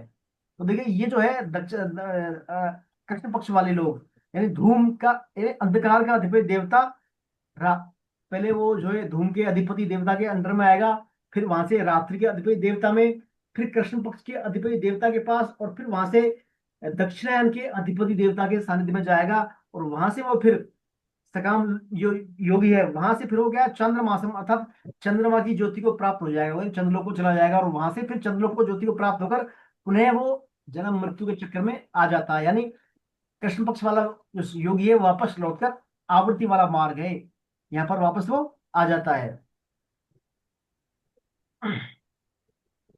फिर जो तीसरा दिया है इसमें श्लोक है, शुक्ले कृष्णे गति हेते जगते शाश्वतो मते, शुक्ल कृष्णे गति हेते जगते शाश्वतो मते एकया यात्या नावृत्ति मनन्या वर्तते पुनः, अर्थात क्योंकि शुक्ल और कृष्ण दोनों ही गतियां क्या अनादिकाल से प्राणी से संबंध रखने वाली मानी गई है, अतः इस गति में जाने वाले को लौट के आना नहीं पड़ता, और दूसरी गति में जाने वाले को लौट के आना पड़ता है। तो दोनों गतियों के बारे में संक्षिप्त रूप से यहाँ बताया गया है। देखिए मूल रूप से क्या है, शुक्ल और कृष्ण दोनों मानव संबंध सभी हमारे क्या है जगत के चर अचर सभी प्राणियों के साथ है, शुक्ल पक्ष में और कृष्ण पक्ष दोनों का। तात्पर्य क्या है, ऊर्ध्व गति के साथ मनुष्य का संबंध तो साक्षात संबंध है, ये दोनों ऊर्ध्व गतियों के बारे में है, शुक्ल कृष्ण पक्ष का इनका साक्षात संबंध है, और चर अचर प्राणियों का परंपरा से संबंध है। कारण कि चर अचर प्राणी जो है क्रम से अथवा भगवत कृपा से कभी ना कभी मनुष्य जन्म में आते ही हैं, और मनुष्य जन्म में किए हुए कर्मों के अनुसार इनकी ऊर्ध्व गति, मध्यम गति और अधोगति होती है। अब ये ऊर्ध्व गति को प्राप्त करें अथवा न करें, ये उन सबका संबंध ऊर्ध्व गति अर्थात शुभ और कृष्ण गति के साथ है ही सभी का। जब तक मनुष्य के भीतर असत यानी विनाशी वस्तुओं का आदर है, कामना है, तब तक वे कितनी भी ऊंची भोग भूमियों में क्यों न चले जाएं, पर असत वस्तु का महत्व रहने से उनको कभी भी अधोगति हो सकती है, असत वस्तु का महत्व होने से। इसी तरह परमात्मा का अंश होने से कभी भी उनकी उद्गति हो सकती है। इसलिए साधक को हरदम सजग रहना चाहिए, हमेशा सावधान रहना चाहिए, और अपने अंतःकरण में विनाशी वस्तुओं को महत्व नहीं देना चाहिए। अर्थात परमात्मा प्राप्ति के लिए किसी भी लोक में, योनि में कोई बाधा नहीं है। इसका कारण क्या है? कारण है कि परमात्मा जो है, परमात्मा के साथ किसी भी प्राणी का संबंध कभी विच्छेद होता ही नहीं। अतः न जाने कब और किस योनि में हमें परमात्मा की तरफ चल दें, इस दृष्टि से साधक को किसी भी प्राणी को घृणा की दृष्टि से देखने का अधिकार कदापि नहीं है। कभी कोई भी प्राणी सीधे भगवान के वहां जा सकते हैं। और दूसरा इसमें आया है एक या यात्यानावृत्ति, अर्थात एक मार्ग से, अर्थात शुक्ल मार्ग से गए हुए साधक, परायण साधक अनावृत्ति को प्राप्त होते हैं, अर्थात ब्रह्मलोक में जाकर ब्रह्मा जी के साथ वो मुक्त हो जाते हैं और बार बार जन्म मरण के चक्कर में नहीं आते। और दूसरे मार्ग के साधक मनुष्य बार बार जन्म मरण के चक्कर में आते रहते हैं। अब देखिए भगवान बता रहे हैं यहाँ अगले श्लोक में दोनों मार्गों का महात्म्य बता रहे हैं, दोनों मार्ग से जाने वालों का महात्म्य बता रहे हैं। श्लोक नंबर 27, श्लोक नंबर 27 कौन पढ़ेंगे? श्लोक नंबर 27 पढ़े, कोई भी श्लोक नंबर 27 कोई पढ़ दे। मैं पढ़ूं? पढ़ दे, हाँ जी पढ़ दे आप। मैं पढ़ दूं भैया जी? जी पढ़े पढ़े, कोई पढ़े। नई ते शति पार्थ जाननन योगी मुह्यति कश्चन तस्मात् सर्वेषु कालेषु योग युक्तो भवार्जुन। हे प्रथानंदन, इन सब दोनों मार्गों को जानने वाला कोई योगी मोहित नहीं होता। अतः हे अर्जुन, तू सब समय में योग युक्त समता में स्थित हो जा। हरे कृष्णा। ये भगवान कह रहे हैं तस्मात् सर्वेषु कालेषु योग युक्तो भवार्जुन, अर्थात अर्जुन सब समय में तू योग युक्त समता में स्थित हो जा। तो देखिए खास बात है समता की। कोई सा मार्ग हो, इससे समता वाला मनुष्य बिल्कुल नहीं रहता इससे। देखिए यहाँ पर देखिए नेति नेति सती मार्थ, नेति सती पार्थ जानन योगी मुह्यति कश्चन, अर्थात जो शुक्ल मार्ग प्रकाशमय है और कृष्ण मार्ग यहाँ पर अंधकारमय है। जिनके अंतःकरण में, अब देखिए खास बात इसमें, जिनके अंतःकरण में यदि उत्पत्तिशील पदार्थों का या नाशवान पदार्थों का महत्व नहीं है और जिनका उद्देश्य में ध्येय में प्रकाश रूप परमात्मा ही है, ऐसे वे परमात्मा की तरफ चलने वाले साधक शुक्ल मार्गी हैं। कौन है वो साधक? शुक्ल मार्गी हैं, अर्थात उनका मार्ग प्रकाशमय है। परंतु जो साधक संसार में रचे पचे हैं और जिनका सांसारिक पदार्थों में संग्रह करना, सुख भोगना ही ध्येय रहता है, ऐसे मनुष्य तो घोर अंधकार में ही है। पर जो भोग भोगने के उद्देश्य से यहाँ के भोगों में संयम करके यज्ञ तप दान आदि शास्त्र शुभ कर्म करते हैं और मरने के बाद स्वर्ग आदि ऊंची भोग भूमि में जाते हैं, वे यद्यपि यहाँ के भोगों में आसक्त मनुष्यों से ऊंचे उठे हुए हैं, तो भी आने वाले जन्म मरण के मार्ग में होने से वे अंधकार में ही है। कौन? नाशवान पदार्थों का आश्रय लेने वाले। तात्पर्य कृष्ण मार्ग में ऊंचे से ऊंचे लोक में जाने पर भी जन्म मरण के चक्कर में पड़े रहते हैं वो लोग। कहीं जन्म गए तो कहीं मरना बाकी रहता है और कहीं मर गए तो कहीं जन्म देना बाकी रहता है। जन्म मरण के चक्कर में पड़े हुए वे कोल्हू के बैल की तरह अंतकाल में घूमते रहते हैं। इस तरह शुक्ल और कृष्ण पक्ष दोनों के मार्गों के परिणाम को जानने वाले मनुष्य योगी अर्थात निष्काम हो जाता है और भोगी नहीं होता। वो फिर वो क्या है? योगी हो जाता है, समता में आता है। कारण यहाँ के और परलोक के भोगों से ऊंचा उठ जाता है वो, इसलिए मोहित नहीं होता। इसलिए भगवान कह रहे हैं अर्जुन से तस्मात् कालेषु कालेषु, अर्जुन तू क्या है? योग में स्थित हो जा। तू अर्जुन योग में स्थित हो जा। देखिए जिसका ऐसा दृढ़ निश्चय हो गया मन की साधक का कि मुझे तो केवल और केवल परमात्मा की प्राप्ति करनी है, केवल और केवल परमात्मा की प्राप्ति करनी है, फिर चाहे कैसा भी देश हो, कैसा वेश हो, कैसा काल हो, कैसी परिस्थिति हो, कुछ भी हो, वो कभी विचलित होता नहीं व्यक्ति। अर्थात जो उसकी साधना है वो किसी भी देश काल परिस्थिति में के अधीन नहीं होती। वो उसका लक्ष्य परमात्मा की तरफ अटल रहने से देश काल आदि से भी ऊपर उसका कोई असर पड़ता नहीं। अनुकूलता हो, प्रतिकूलता हो, कोई परिस्थिति हो, उसमें स्वाभाविक क्षमता आ जाती है ऐसे व्यक्ति में। इसलिए भगवान अर्जुन से कहते हैं कि तू सब समय में अर्जुन अनुकूल प्रतिकूल परिस्थितियां प्राप्त होने पर भी उनसे प्रभावित नहीं होकर उनका सदुपयोग करते हुए जो है तू निरंतर योग में स्थित हो जा। तो परिस्थितियों का सदुपयोग क्या है? देखिए परिस्थितियों का सदुपयोग क्या है? परिस्थितियों का सदुपयोग क्या है? अनुकूल परिस्थिति प्राप्त होने पर संसारिक सेवा करें और प्रतिकूल परिस्थिति होने पर अनुकूलता की इच्छा का त्याग कर दें। यह है परिस्थिति का सदुपयोग। तो भगवान कह रहे हैं परिस्थिति का सदुपयोग करते हुए अर्जुन तू योग में स्थित हो जा। तस्मात् सर्वेषु कालेषु योग युक्तो भव अर्जुन है। पहले भी कहा है भगवान ने योग में स्थित हो जा अर्जुन ना, तो यहाँ भगवान अर्जुन को योग में स्थित होने की बात बताते हैं। अब इसके बाद भगवान जो है ये सब बात बताने के बाद जो ये अध्याय में हमने पढ़ा है इस सब के श्रवण की महिमा बताते हैं भगवान। इस अध्याय में जो विषय गए इन विषयों को जानने की और श्रवण करने की क्या महिमा है उसके बारे में भगवान यहाँ पर अब बता रहे हैं। आइए श्लोक नंबर पढ़े 28। श्लोक नंबर 28 कौन पढ़ेंगे? मैं गीता पढ़ूंगा या गुप्ता जी, तुम पढ़ो? गीता गुप्ता जी, गीता गुप्ता जी दिखिए मेरे को अभी भी। गीता गुप्ता जी आप पढ़ रहे श्लोक नंबर 28, 8.28। वेदेषु यज्ञेषु तपःसु चैव दानेषु यत् पुण्यफलं प्रतिष्ठम् अत्येति सत् सर्वमिदं विदित्वा योगी परं स्थानुपैति चाद्यम्। योगी भक्ति इसको इस अध्याय में वर्णित विषय को जानकर वेदों में, यज्ञों में, तपों में तथा दान में जो जो पुण्य फल खाए गए उन सभी पुण्यों का अतिक्रमण कर जाता है और आदि स्थान परमात्मा को प्राप्त हो जाता है। हरे कृष्ण प्रभु जी। हरे कृष्ण। तो देखिए यहाँ पर भगवान ने इसका पूरा माध्यम बता दिया इस विषय का। अपन देखते हैं सामान्यतः जो मरणासन व्यक्ति होता है ना, मरणासन व्यक्ति उसको 8वां अध्याय सुनाते हैं ये भगवत गीता का। कौन सा? ये 8वां अध्याय सुनाते हैं भगवत गीता का उसको, ताकि उसको ये सब बातें पता लग जाए कि भाई भगवान के लिए अंत समय में गति होगी, ये होगा वो होगा, अधिभूत अधिदेव सब पता लग जाए, उसका कल्याण हो जाए। तो बड़ा भारी चलो जी, मुझे आज याद नहीं था। आज एक गाय भी मरणासा मेरे खत्म हो गई थी, फिर मैंने 15वां अध्याय सुना दिया, मुझे याद नहीं था। 8वां था। बहुत बढ़िया, बहुत बढ़िया। कंफ्यूजन में थी मैं। पहले हम ये बात करते हैं फिर आप ही बात करेंगे, है ना? इसको पूरा करते हैं पहले। तो यहाँ पर इस श्लोक में भगवान कह रहे हैं कि योगी भक्त जो है ना इस अध्याय में वर्णित विषयों को जानकर क्या करते हैं, वेदों में, यज्ञों में, तपों में तथा दान में जो जो पुण्य फल मिलता है उनके पुण्य फल कहे गए उन सबका अतिक्रमण करके आदि स्थान परमात्मा को प्राप्त हो जाता है। देख कितनी खास बात है। यज्ञ से जो मिलने वाला फल, तप से मिलने वाला फल, दान से मिलने वाला फल जो मेरा सबका अतिक्रमण कर जाता है वो उनसे परे बहुत आगे चल जाता है और आदि स्थान परमात्मा को प्राप्त हो जाता है। किनको? इस अध्याय में वर्णित विषयों को जानकर। देखिए यज्ञ हो, तप हो, दान हो, तीर्थ हो, व्रत हो, जितने भी जो शास्त्रीय अच्छे से अच्छे उत्तम से उत्तम कार्य हैं और उनका जो फल है वो क्या होता है बताइए? आपको पता है कैसा होता है फल? वो फल विनाशी होता है। वो फल क्या होता है? विनाशी ही होता है। कारण कि जब उत्तम से उत्तम कार्य का भी आरंभ होता है और उसका अंत भी होता है तो फिर उससे उत्पन्न होने वाला मतलब कार्य का आरंभ भी हो रहा है और अंत भी हो रहा है, यानी विनाश हो रहा है उसका, तो उससे मिलने वाला फल अविनाशी हो सकता है क्या? नहीं हो सकता। तो वह फल चाहे इस लोक का हो चाहे परलोक में मिले भले वो फल, लेकिन नाशवान फल ही होगा।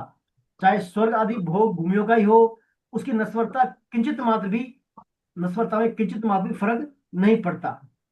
जीव स्वयं परमात्मा का अंश है।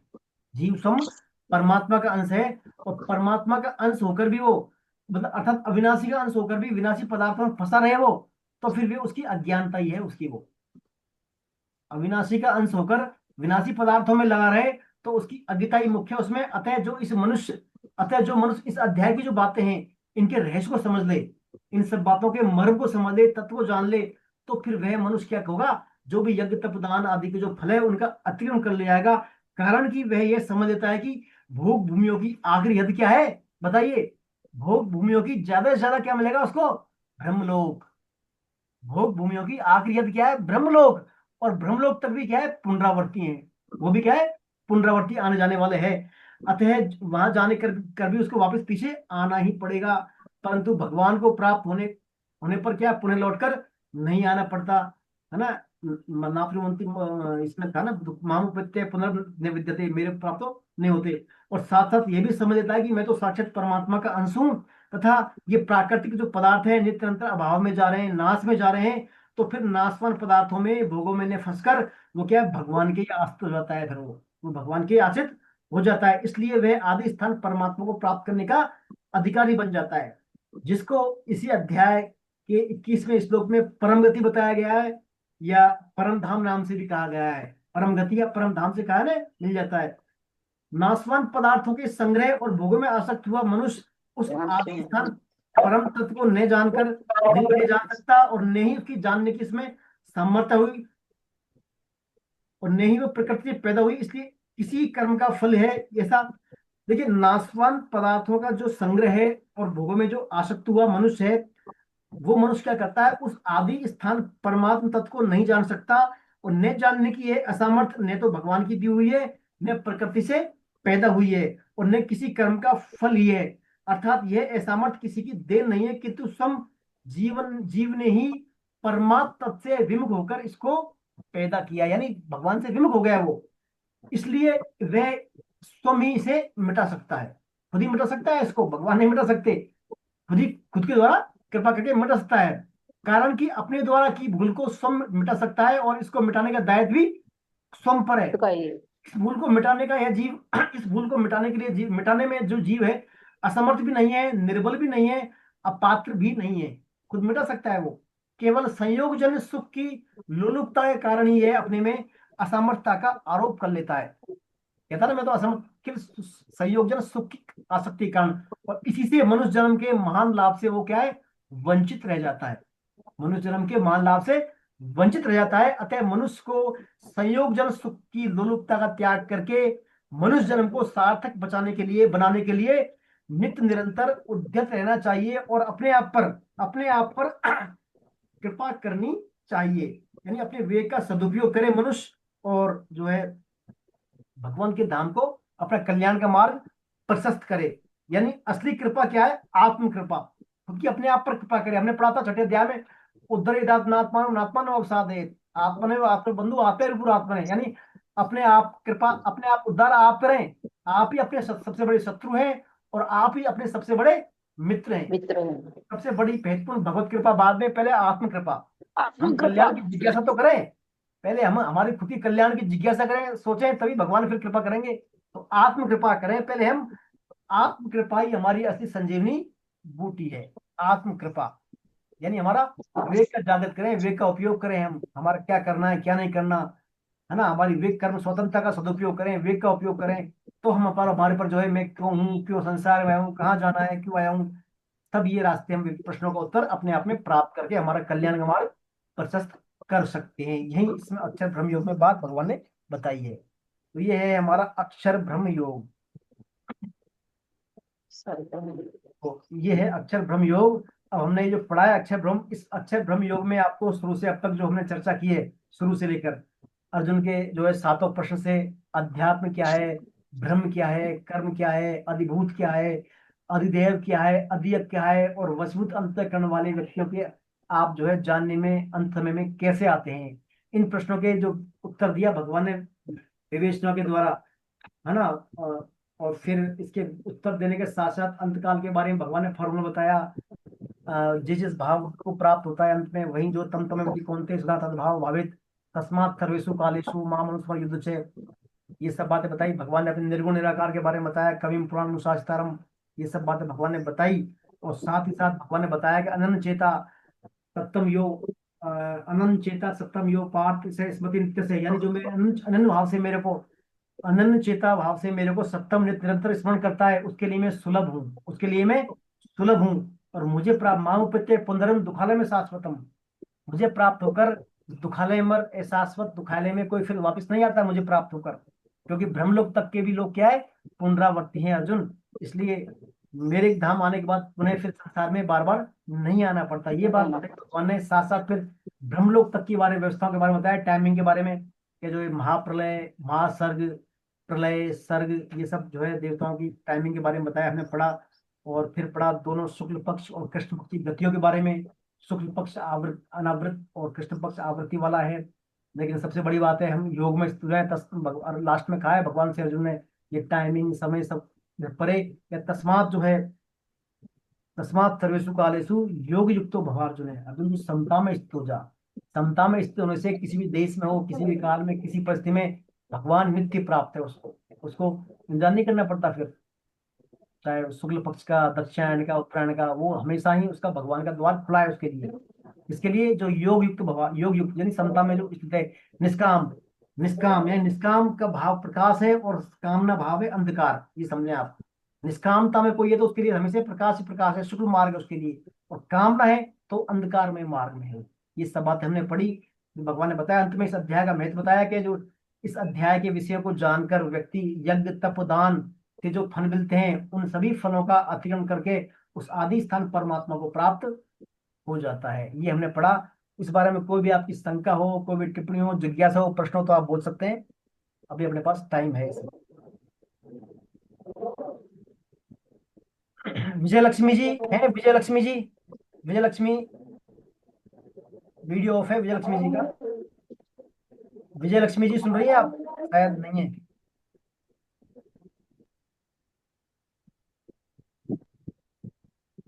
मीना शर्मा जी, ये भी नहीं है।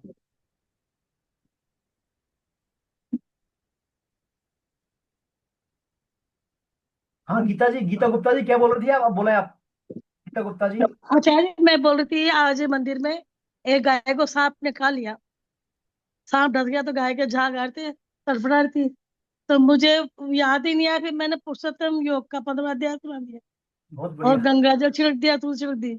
बहुत बहुत बढ़िया, मैं बहुत आपको फोन भी करती उस वक्त, आपने कहा आपका सांप खाया, देखा नहीं कि झाग आता मुंह पे, कोई जहरीला कीड़ा खा हो सकता, कीड़ा उसने खा लिया। पर गाय आज सवेरे 7:30 पौने 8 बजे गाय खत्म हो गया मंदिर में। अच्छा, उसको आसपास हॉस्पिटल में इन्फॉर्म करती है आप? 1962 नंबर है अपना जयपुर का यहाँ। मैं जब मंदिर गई थी ना, मैं तब वो तड़पा थोड़ी देर खत्म हो गई। मुझे पता बाम चला, जब तक तो मैं तो वो आए जब तक तो खत्म हो गई। मैं बस बोल दिया, उसका मरने के बाद क्या है, गीता पाठ भी जाते थोड़ी देर बाद खत्म हो गई थी वो। चलिए अरे कोई आपने उसका कल्याण कर दिया।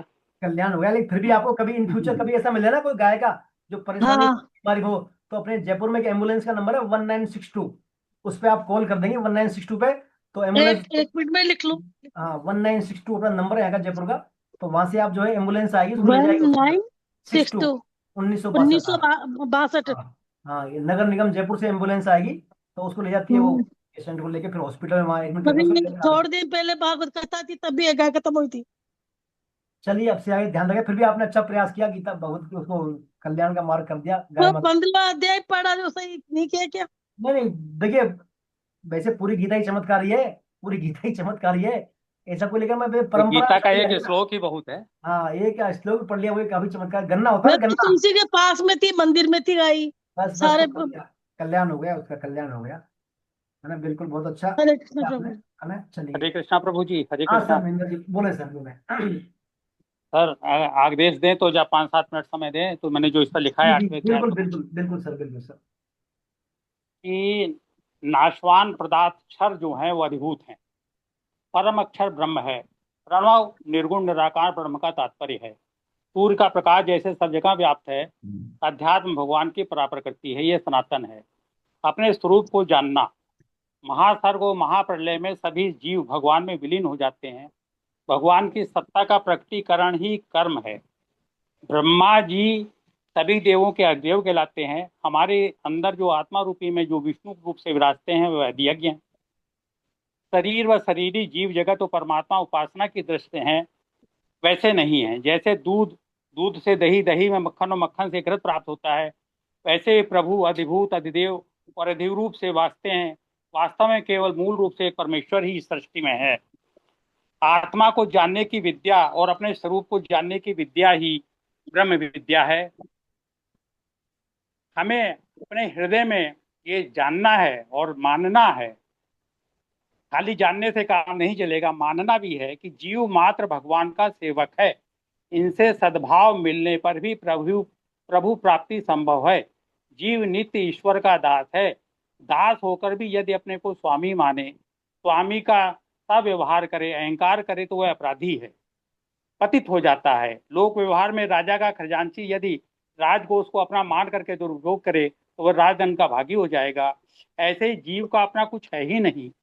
सगे संबंधियों को, गृह संपत्ति को लौकिक व्यवहार की सिद्धि के लिए अपना अपना न मानकर व्यवहार करना चाहिए, पर हृदय से मानना चाहिए कि ये सब अपना नहीं है, आसक्ति के योग नहीं है। अपना कहने के लिए सर्वप्रथम ये शरीर है, तो यह भी अपना नहीं है, पंच तत्व का है, ईश्वर का दिया हुआ है, हमने इसे नहीं बनाया है। यदि इसको प्रारब्ध से मिला मान लेंगे, ईश्वर प्रदत्त मान लेंगे, तो कल्याण हो जाएगा, और नहीं मानने पर यह ज्ञान है। प्रारब्ध कर्म फल का दाता भी ईश्वर ही है, अतः ईश्वर का ही आश्रय लेना चाहिए। जो भगवान का है उसे भगवान को अर्पण करने के बाद ही प्रसाद रूप में स्वयं के उपयोग में लाना चाहिए। हम लोगों का कल्याण इस बात में है कि संत भगवंत की कृपा से हम निरंतर भगवान का स्मरण मनन चिंतन करते रहें, उन्हें कभी न भूलें। 8:14 के अनुसार भगवान कहते हैं कि हे अर्जुन, जो अनन्य भाव से लगातार मेरा स्मरण करता है, ऐसे योगी के लिए मैं सुलभ हूँ। भगवान के इस वाक्य पर दृढ़ विश्वास करना होगा, अपने में उतारना होगा कि वह सर्वत्र अपने प्रभु को मानने लग जाएगा। जागृत अवस्था में स्मरण संभव है, परंतु सोते समय कैसे स्मरण हो? जागृत अवस्था में जो कार्य किया जाता है प्रायः सोते समय भी उसी का चिंतन स्मरण स्वप्नमत होता है। सोने के पहले स्मरण करते करते सोना और जाकर स्मरण करना, इसके बीच के सोने का समय भी स्मरण मान लिया जाएगा। जीव के सच्चे संबंधी भगवान ही हैं। ईश्वर दयामय हैं, कभी भी जीवों पर कुपित नहीं होते हैं। जैसे गर्भ में बालक पैर चलाता है, माता को कष्ट होता है, परंतु माता उस पर कुपित नहीं होती है। उसी प्रकार प्रभु भी सभी आस्तिक नास्तिक सभी जीवों के साथ रहते हैं, सबके साथ एक समान व्यवहार करते हैं। अंतर्यामी रूप से प्रभु सर्वत्र जीव के साथ रहते हैं। दयामय प्रभु सबका भरण पोषण करते हैं। अपने पूर्वकृत कर्मों के फल स्वरूप सब कुछ कष्ट आ जाए तो उससे भी सहन करना चाहिए। ईश्वर को कभी दोष नहीं देना चाहिए। कराल कलिकाल में भक्त जन श्री हरि शरणम कहते हुए समस्त बाधाओं को पार कर जाते हैं और शांत और सुखी हो जाते हैं। हमारे आपके अंदर की जो प्यास है वह बुझ इसलिए नहीं रही है क्योंकि आत्मा को परमात्मा का भोग चाहिए। परिवार का पालन, वंश वृद्धि, बच्चों का लालन पालन आवश्यक है। आपने तो अपनी जवाबदारी पूरी कर ली, लेकिन आपने अपने लिए स्वयं के उद्धार के लिए क्या किया? पूरी जिंदगी तो जवाबदारी में ही निभा दी। इसके लिए केवल एक ही रास्ता है कि समस्त कार्यों को हम भगवान का काम समझकर करें। केंद्र में केवल भगवान ही हो, स्वरूप से कुछ भी भाव हो, लेकिन हर कार्य भगवान की प्रसन्नता के लिए हो। अपने स्वरूप का और सब कर्म को प्रभु के चरणों में समर्पित करते हुए हरि कार्य करें। श्री हरि चरणम, श्री हरि चरणम, श्री हरि शरणम। हरे कृष्णा। समस्त वैष्णव भक्तों के चरणों में दंडवत प्रणाम। हरे कृष्णा। प्रभु जी बहुत सुंदर, हरे कृष्णा। हरे बहुत सुंदर सर, आपने जो है संक्षिप्त में इसका पूरा समराइज कर दिया बहुत अच्छे भावों से। बहुत अच्छा आपका भाव है। चलिए, आपने पिछली दफा कहा था तो मैंने कहा कि फिर इसका लिख लूं। बहुत अच्छा सर। आप हर अध्याय किया करें ताकि सभी लाभान्वित होंगे आपके अनुभव से। हम जो है आप जी। हर चैप्टर का करें, हर क्लास का। सर वो 8वें का असाइनमेंट आ गया था उस पर, ऐप पर, तो मैंने भर दिया है, फुल कर दिया है। बहुत बढ़िया सर, सभी कर लें अपना असाइनमेंट है ना, असाइनमेंट सभी अपना अपना कर लें आप। और ऐप पर भी है, और वैसे ही मैं भेज दूंगा आपको, कैसे भी कर लें आप। दूसरा मैं ऐप कह पर रहा कल हूँ, आ गया था तो मैं कर दिया। हाँ बिल्कुल, बहुत सुंदर सर, बहुत सुंदर। दूसरा, यहाँ अपने जयपुर के साधक हैं जो अपना ये नंदोत्सव है यहाँ पर 24 सितंबर को, 24 अगस्त को 2025 रविवार को नंदोत्सव है, 2 बजे से 5 बजे तक। पहले हुआ था रुक्मणी बिरला स्कूल में, ऑडिटोरियम इसी में संपन्न होगा वो 24 अगस्त को। तो आप जो भी जो है जयपुर से हैं, लोकल हैं, वो जाना चाहे जा सकते हैं। बाकी जो आउटर साइड के हैं उनके लिए वो ऑनलाइन भी रहेगा, लाइव टेलीकास्ट रहेगा यूट्यूब पर, है ना। तो बाकी जयपुर से जो है वो जाना चाहे जा सकते हैं। उसके टिकट्स वगैरह मेरे पास हैं उपलब्ध अभी, तो जिनको जाना हो मेरे से संपर्क कर सकते हैं ना। जयपुर के लोकल जैसे गीता जी हैं, गीता जी शायद जाती हैं। और तो जयपुर के लोकल इसमें मेरे को दिखने रहे अभी, है ना। सुखबीर जी वगैरह है नहीं आज, तो ये इसमें सर मैं पूछ के बताऊंगी 3 टिकट होंगे या फिर एक भी नहीं होगा। बिल्कुल बिल्कुल बिल्कुल बिल्कुल, है ना। पूछ जैसे के आप बताती मैं, है ना। अच्छा जी, मैं एक बात कहती, मेरी 2-3 क्लास छूट गई मेरी। एक क्लास में तो भागवत चल रही थी मंदिर में, एक में मेरी डेथ हो गई। आप जो पिछली है बार अपने यूट्यूब पर मिलता है ये जो क्लास लाइव, ये क्लास है ना, आपकी अपनी रिकॉर्डिंग हाँ आती है यूट्यूब पर रिकॉर्डिंग आती है इस क्लास की। तो मैं ठीक है आपको प्रभु, एक बार डालता हूँ रिकॉर्डिंग, तो उसको आप चैनल को उसमें आ जाएगी, वो देख लेना अपने उस चैनल को। ठीक है। गीता संजीव नाम से पिछली आती है बार क्लास नहीं हुई थी क्या? पिछली बार क्लास नहीं हुई हाँ, थी पिछली मेरे दफा पास, नहीं हुई, पिछली नहीं दफा। हुई थी, हुई मैं नहीं। बाहर था मैं ना, ट्रेवलिंग में था, तो वहाँ नहीं हो पाती थी क्लास, समस्या आती। अच्छा ठीक, तो कोई ठीक बात नहीं, वो तो अभी टाइम है अपने पास, है ना। तो ठीक है। नेक्स्ट बार से अपन जो है अगला अध्याय शुरू करेंगे इसमें, राज विद्या राज गुह्यतम योग, इसको बोलते हैं टॉप मोस्ट सीक्रेट नॉलेज। अब भगवान जो है अर्जुन को बातें बता रहे हैं, सब ये बातें बातें बताते बताते बताते भगवान इतने भाव विभोर हो जाते हैं, खुद ही बोलना शुरू कर देते हैं अब अर्जुन को। अधिभूत अधिदेव सब बातें बता रहे हैं ना अर्जुन, भक्ति की बातें। अब खास बात सीक्रेट बात बताएंगे अर्जुन को, राज विद्या राज गुह्यतम योग। गुह्यतम, एक तो होता है गुह्यवाद, एक गुह्यतम, गुह्यतम। और एक गुह्यतम यानी superlative. Superlative good better best. तो सुपरलेटिव डिग्री वाली बात भगवान बताएंगे, राज की बात। अब ये राज की बात तो किसी, अब हर किसी को तो बता सकते हैं अपन, हर किसी को भाई सीक्रेट बात अपना जो खास होता है उसको बताते हैं ना। तो भगवान अर्जुन को खास बात बताएंगे अब, खास खास बात, कि अर्जुन ये नहीं तो ये बात खास है, ताकि तेरा कल्याण हो जाए। तो आने वाले क्लासों का बिल्कुल मिस नहीं करेगा, रेगुलर रहिए क्लासों में ना, अच्छी चलेंगे। अब राज विद्या राज गुह्य योग विभूति ऐश्वर्य काफी काफी अच्छी अच्छी बातें आएंगी। तो निरंतर आप बने रहें आप, और जो नए आ रहे हैं उनको भी लाएं क्लास में, बहुत कम प्रेजेंट है लोग, पता नहीं। तो आप पढ़ेंगे उसमें ठीक हो नेक्स्ट जा बार रहा से है अपन। सब और कोई आपकी जिज्ञासा हो, प्रश्न हो तो बताएं आप, तो फिर आगे चलें अपन। मैं बोल रही हूँ, अर्चना बोल रही सर मेरे सब खिचड़ी हो जा रहा है, एक बार आपका असाइनमेंट, अब कल है ना भागवत का असाइनमेंट, सब दिमाग में खिचड़ी हो जा रहा है। करिए आप, करिए। हाँ, करिए आप। गीता का तो भाई आपने भागवतम पढ़ रही है, फिर गीता का तो आसानी से कर सकती हैं आप असाइनमेंट। भागवतम पढ़ रही है तो गीता का तो हो जाएगा फिर आप पे, इसका मतलब थोड़ा ध्यान रखें भाई, हो जाए खास। सिंपल है अपना, गीता की तो बातें सिंपल है अपनी, सहज बातें हैं ना, ऐसी ज्यादा टिपिकल बातें नहीं है गीता की बातें तो, सिंपल बातें हैं। थोड़ा भी ध्यान से पढ़ लेंगे ना बस तो हो जाएगी बातें, है ना। ऐसा कुछ खास नहीं है उसमें। बाकी थोड़ा कंसंट्रेट होकर देखेंगे ना तो सुनेंगे तो आ जाएंगी बातें सब, है ना। और ध्यान नहीं करेंगे तो हो जाएंगी बातें। करें उनको आप। चलिए गीता जी कीर्तन कराइए आप, है ना, थोड़ा हरिनाम कीर्तन कराइए 2 मिनट, फिर अपन करते हैं बाइंड अप इसको।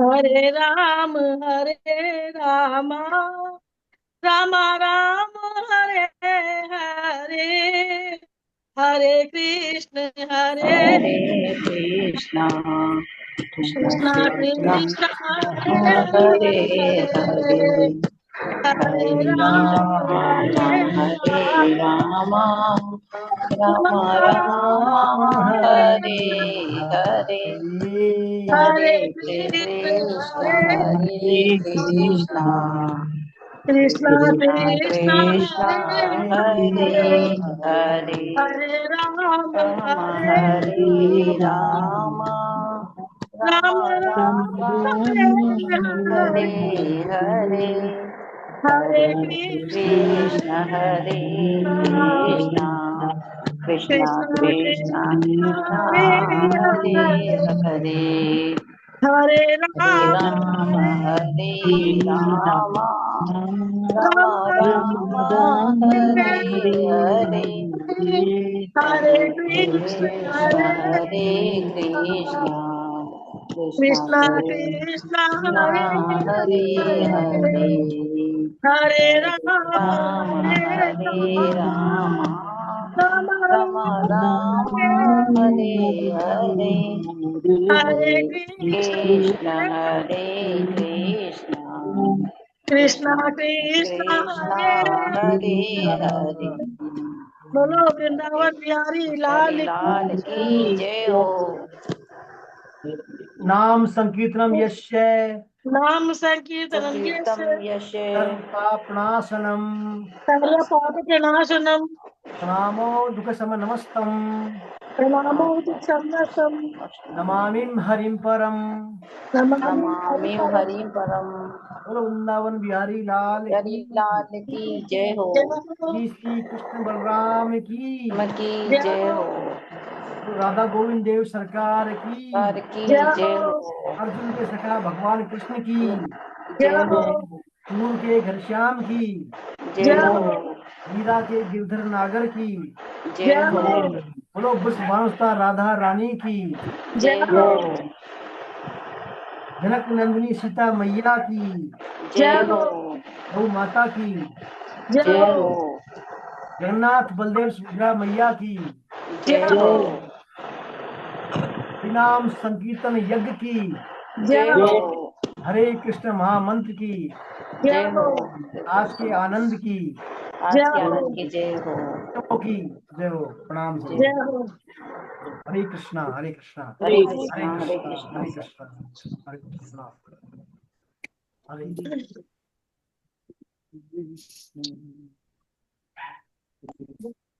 कृष्णा।